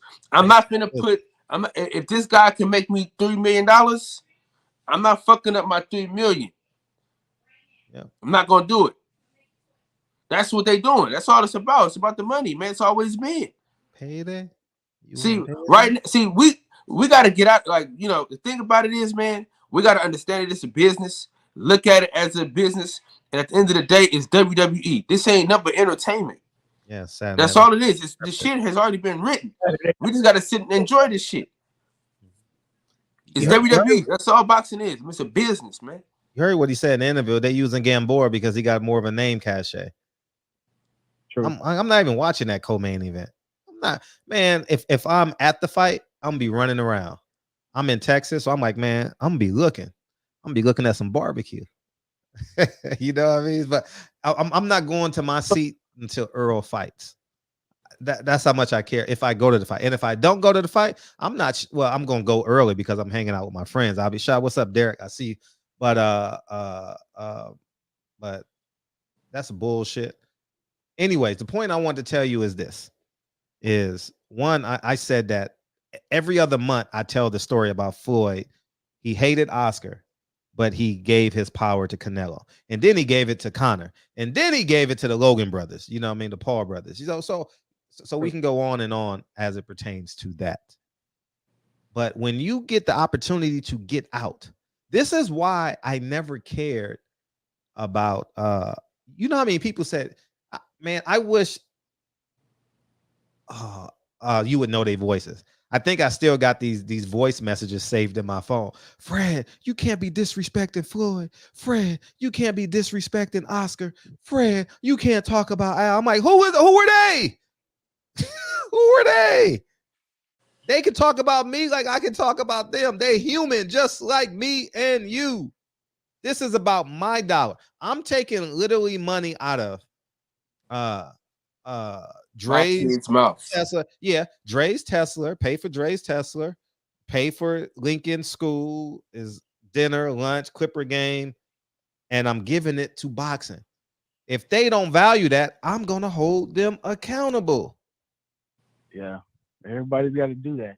You know, yeah, so man, I just wanted to chop it up with y'all. I appreciate and you. give y'all a thought, because you know it seems to be going across everything. Mm-hmm. You know, it ain't just with Canelo. Like Right. I watched them say one thing, and it seems like everybody's got a price. Man. So it's like integrity, money. Yeah, so it's like no, like, everyone want that green print. Everyone, listen. Why would you want to be Floyd? And Floyd doesn't even have the respect of the people, man. He just got more money than the people. There's a difference, man. There's a big ass difference that we don't get. Floyd don't run around America and get respect. He's just in an elite crowd. People don't respect Floyd like that. People in the NBA, listen. All right, peace, man. Peace.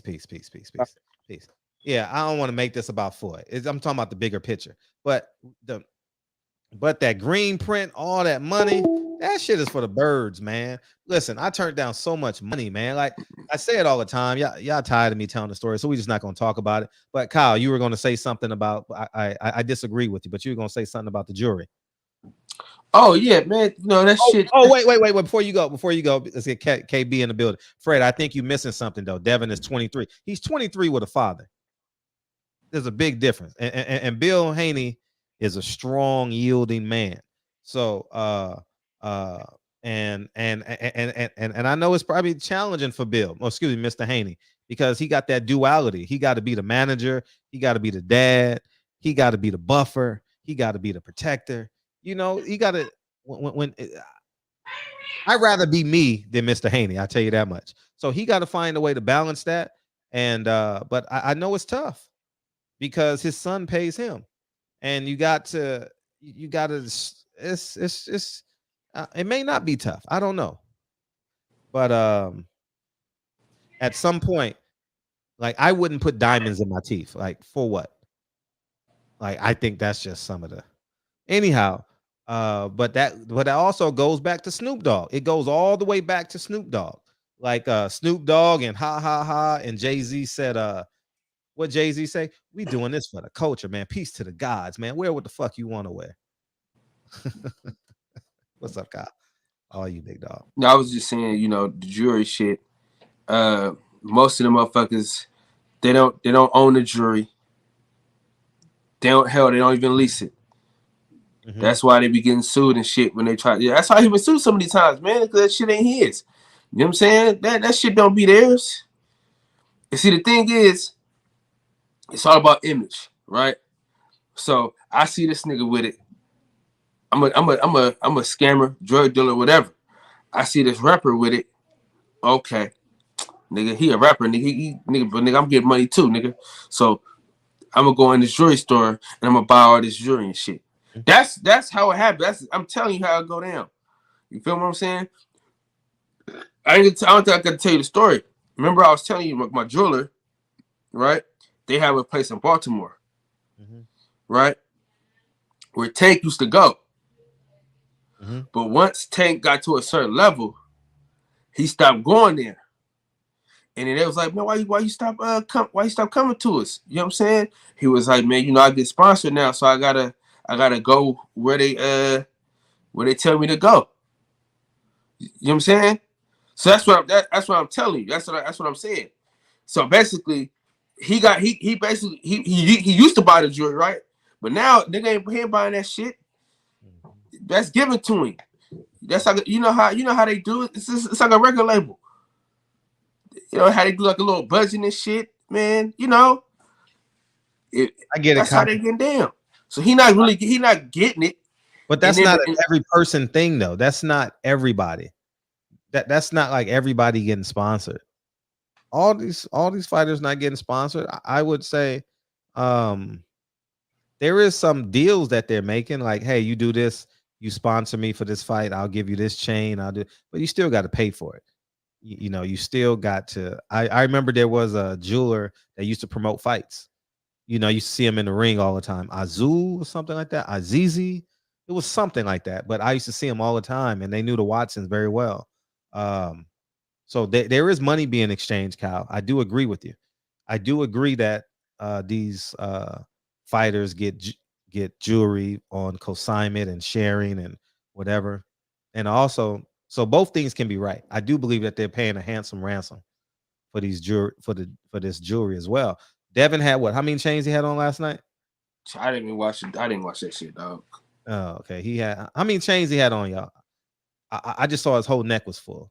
And I just don't want these at the end of the day. I know Fred gives tough love, and I'm very hard-nosed. I'm the same way with Lincoln and Kennedy. I just don't want these fighters to fail, man. Like at the end of the day, I want to go to Devin's.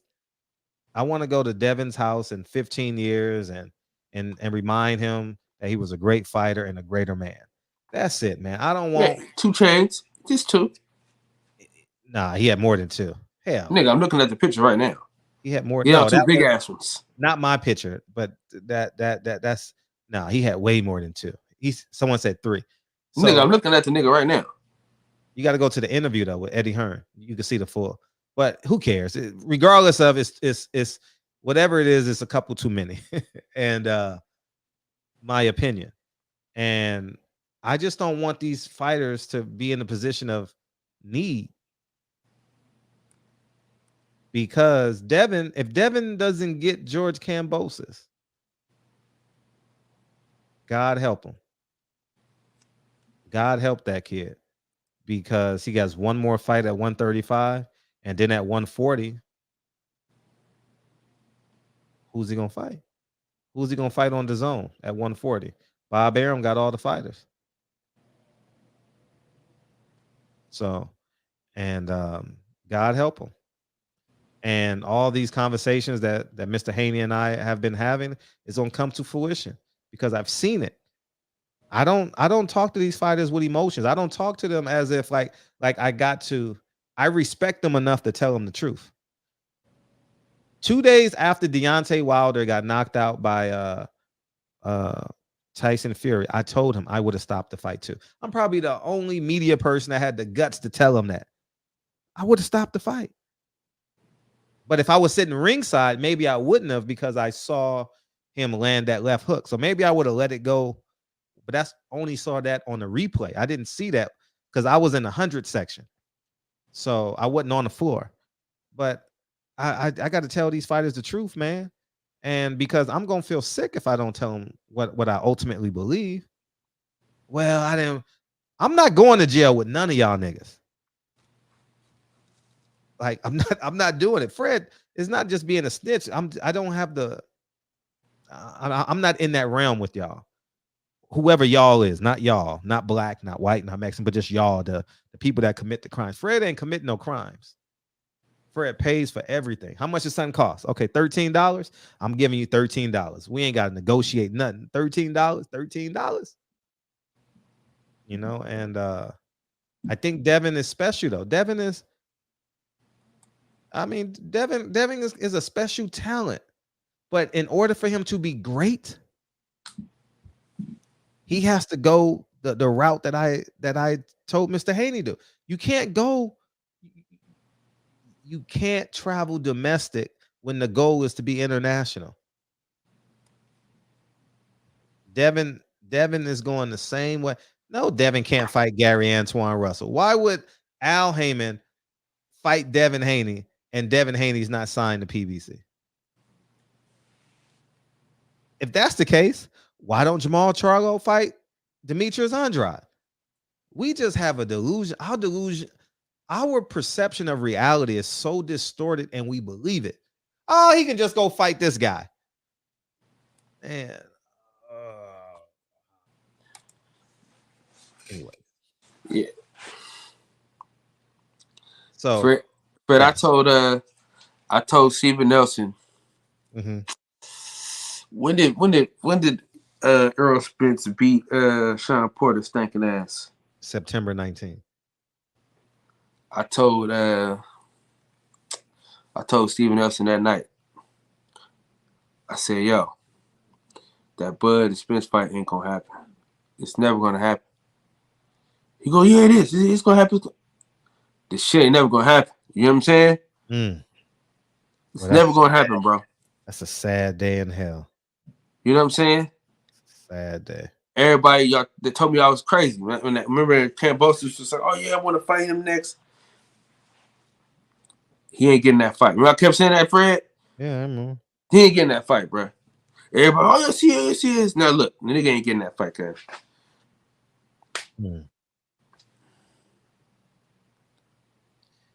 Yep, it looks like it's not happening.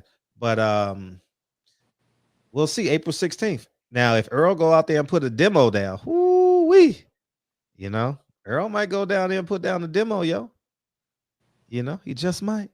I'm rooting for them. I'm rooting for the motherfucker. I'm rooting for him. Hopefully Earl comes in and does an interview with us. You know, that'll be dope.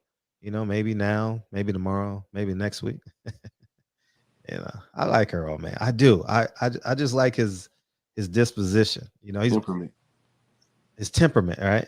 Good word. Yeah, his temperament. I really do. You know, and like he even said, like basically it was my fault, man. We should have talked about this a long time ago, man. I just should have told him. This is how I interpret it. I saw an interview after the post-fight press conference. And how I interpreted that was, man, we should have had a conversation. Hey, this is what I'm gonna do. I'm gonna fight Sean Porter. I'm gonna fight Ugas, and then I'm gonna fight you, dog. Like, you know what I mean? Like, instead of us going back and forth and here's what you gonna do. And tell me your plan. What's your plan? Well, I want to fight you now. I got Manny Pacquiao on this side of the street. I want to go. He didn't know it was Ugas. He thought it was Manny. I got to fight Manny, dog. I need that. I need that win. Yeah, and then Terrence would have respected the move, you know, and that's how I understood that interview that he was saying on the side after the. How did you interpret that interview? Which interview? Like after, you know how they have after the press conference, they go do the interviews.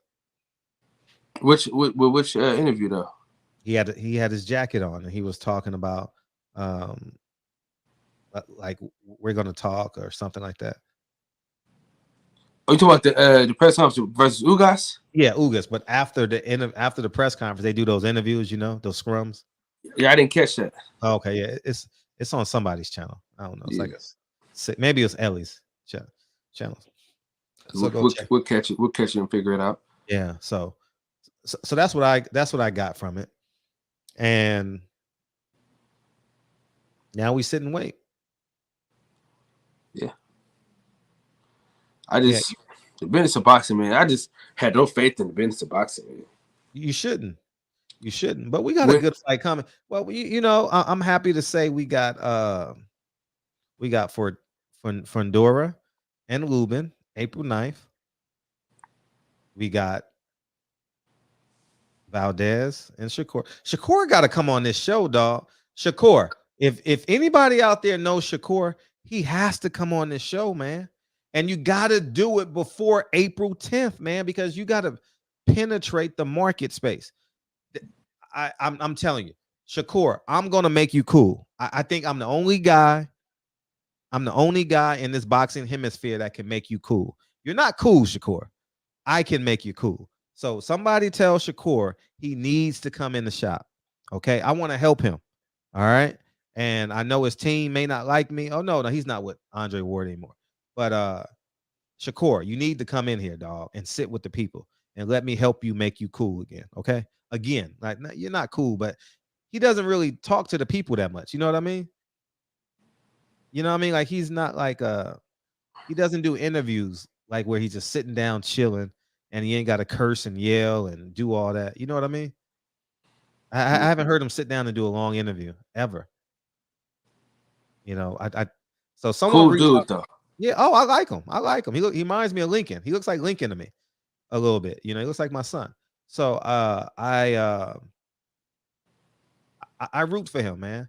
I root for him. I want him to win. I want him to be successful, even though I disagree with a lot of the shit some of the shit he does. It's cool. I'm gonna disagree with some of the shit everybody do. But Shakur, you need to come into the shop because I am the perfect guy to interview for a guy like Oscar Valdez. I'm just saying. Nobody else will take you there. Everyone else gonna tiptoe and tallywhack and dance and come in the shop. All right. And Hey Fred, they act like they don't know you. They act like they don't know who you are, Fred. Who's that? Who?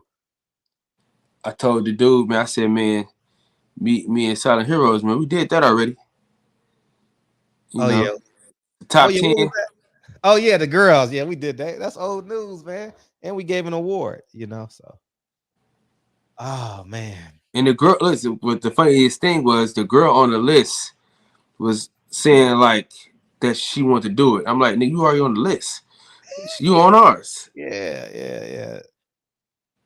She didn't respond to me.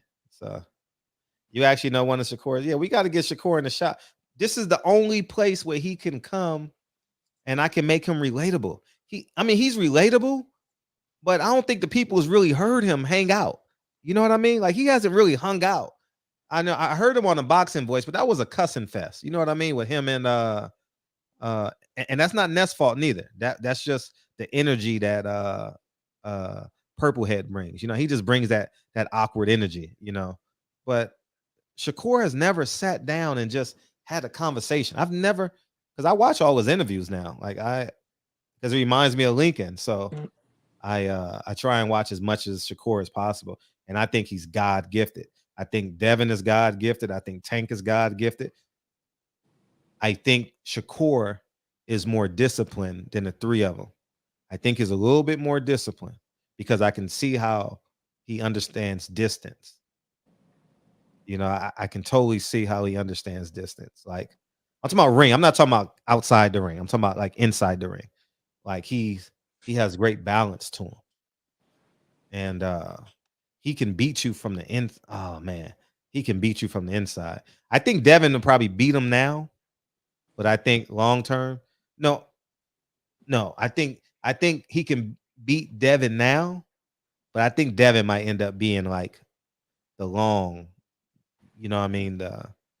Because he's gonna, but maybe Shakur can go on. I don't know what Shakur's reach is.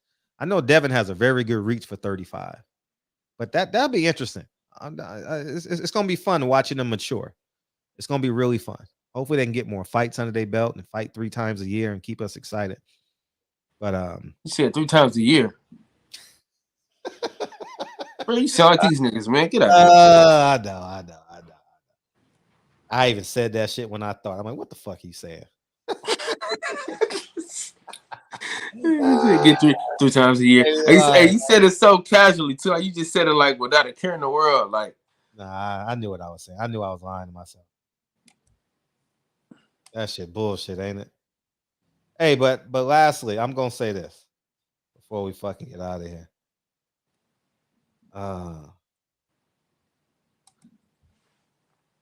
You can't call Canelo. I'm talking to all y'all in the chat too. You can't call Canelo a drug cheat and then advocate for him to fight Charlo.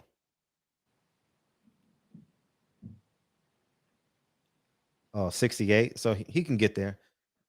Floyd was unusually long, 72. You can't do both, y'all. You can't do both. You either got to say Canelo's a drug cheat and you want him out of boxing, or you just got to accept his route. That's it. You can't do both, y'all.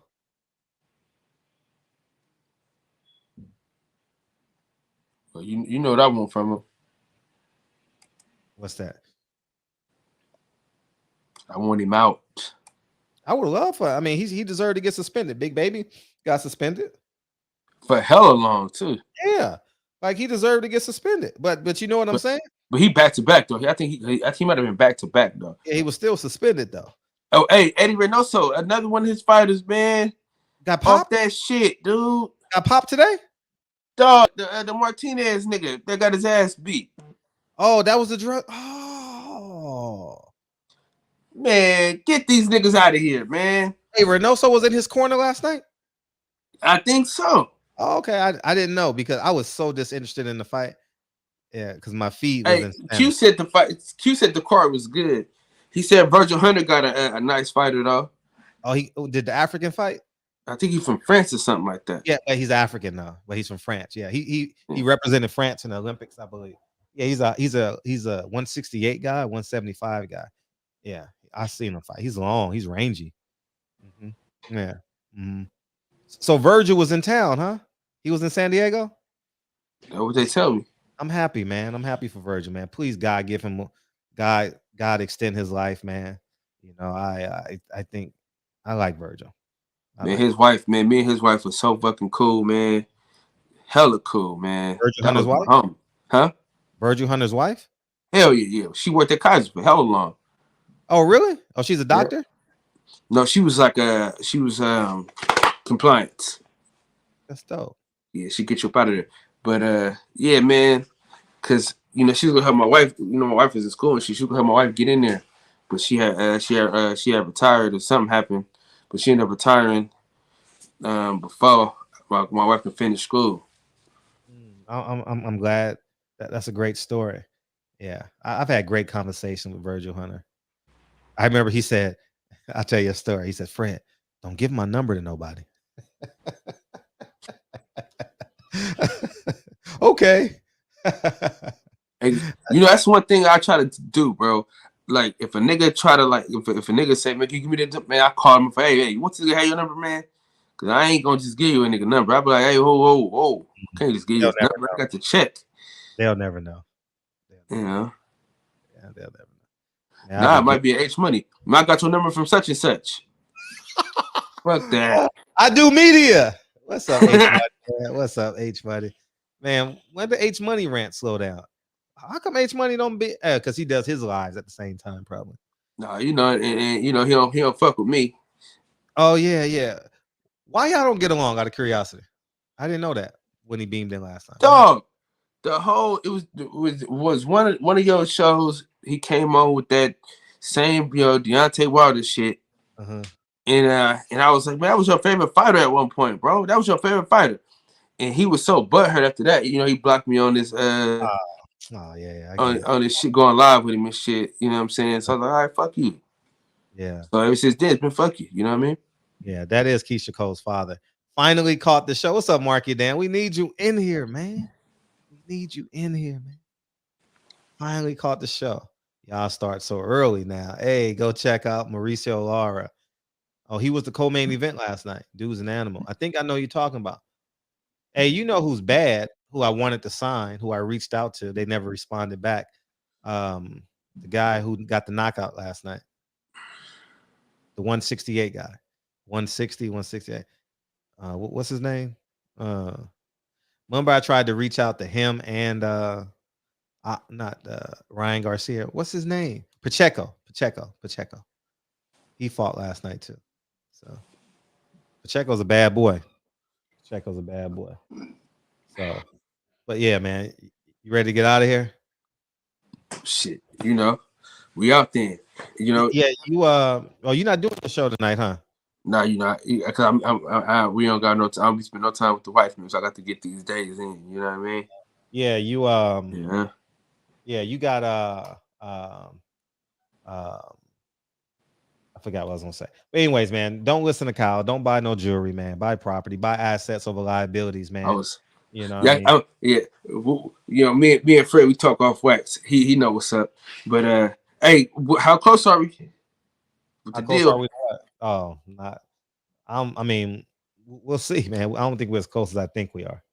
So, and that's why I want to get off so I can help. So, yeah. Listen, keep your foot on these suckers' necks, Big Fred. In the words of the great philosopher DB, Fred Drop. Play the song, Fred. Got you, man. I love y'all, man. At the end of the day, man. Hey, support these fighters, man, and tell them the truth, man. We need these fighters through perpetuity, man. We need the Haney's name to be 100 years from now. We need Shakur Stevenson's last name to be in boxing for hundreds of years. We don't ever want them to go away. Bob Arum's name gonna be here forever, y'all. Forever. It's an institution. The motherfucker been here forever. Yeah, it's an institution. Oh, you're too late. You're too late. You're too late. You're too late. It's an institution, man. Institution. Some believe change bring revenue. What? Are you paying for the image? Well, just go buy some fake jewelry then. Chad Johnson. That's what Chad Johnson do. I was about to say that. Chad Ochocinco. Yeah, I would get fake jewelry in a heartbeat. In a hot beat. Yeah. Oh, Fred. I gotta catch your interview, and you gotta catch mine. Who'd you interview? Weidman. He's from the Atlanta Boxing Association. So he was like one of the first promoters in Atlanta. So he helped a lot of the early fights in Atlanta come to Atlanta. When'd you do it? Huh? When'd you do it? This morning. It was like how much time I need? About 30 minutes. Okay, gotcha. All right, pugilist. You gotta get him on though, Fred. Andrew Charles, yeah, for sure. Because you know how because the way you ask, you know how you dig deep and shit. You know how to. Hey, Brent Jones, man, weirdo ass. Hey, brother Cole. Yeah, structured boxing, man. Marky Dan Charles. Man, that nigga a weirdo, man. But hey, we love you, man. Come back tomorrow, man. Hey, Sneed. Motherfucker be having full-blown conversations with himself. And they call, hey, at the top of the show, the motherfucker called me a fake Malcolm X. I'm like, okay. Okay. Like, hey, y'all gotta come up with some new lines to get me, dog. Like, say something I ain't heard. I don't want to be Malcolm X, man. You know, I want to admire the man. The man is inspired to me. I don't want to be him. You know. Hey, Fred, you gotta make a real run for president this time. I ain't wasting my vote on your ass again, man. Without your ass. I'm voting for Trump, man. I'm voting for Trump, dog. I'm voting for Trump, and I'm a advertiser too. I'm voting for Trump. Post it on Instagram. Post it on. I'm sick of these Democrats, man. I'm tired of these Democrats. Hey, listen. Tired of them, dog. Hey, every urban city in America is damn near every city in America is ran by Democrats, and they all fucked up. Man, all of them fucked up. I saw a dead body 15 feet from my car. Snoop Dogg, crip walking. You know what I mean? Shit. I'm just done with all the bullshit. I just want to save as many kids as possible without the fluff, and not another black man saying it's cool to be a gangbanger.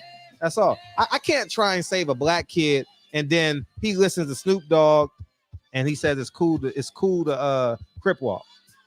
It's cool to be a gangbanger. It's cool to throw up C's. You know what I mean? Anyways, man, yeah, demo dummies. I appreciate you, KB, man. You know it's all love. Champion Heart. Oh, I forgot to interview Bob today. Damn, I forgot to call. God damn it. You reminded me. Hope maybe next weekend. Man. Bob, hang in there, Bob. We need you. You know what I mean? And Bob is my favorite interview, man. I love interviewing Bob. That motherfucker be like, I know in his head, be like, do I want to tell Fred? Do I? I know he trying. That motherfucker's sharp, man. To be that old, He's smarter than me. So I can't trip him up. You got that nigga? Nah, you got him a few times. Because he wanted to, not because. Trust me, not because of me. I just got the courage to ask. The only thing I can do with Bob is have the courage to ask. I can't trick him with the answers. He ain't falling for it. Anyways, I love y'all, man. I see y'all tomorrow night. Peace, y'all.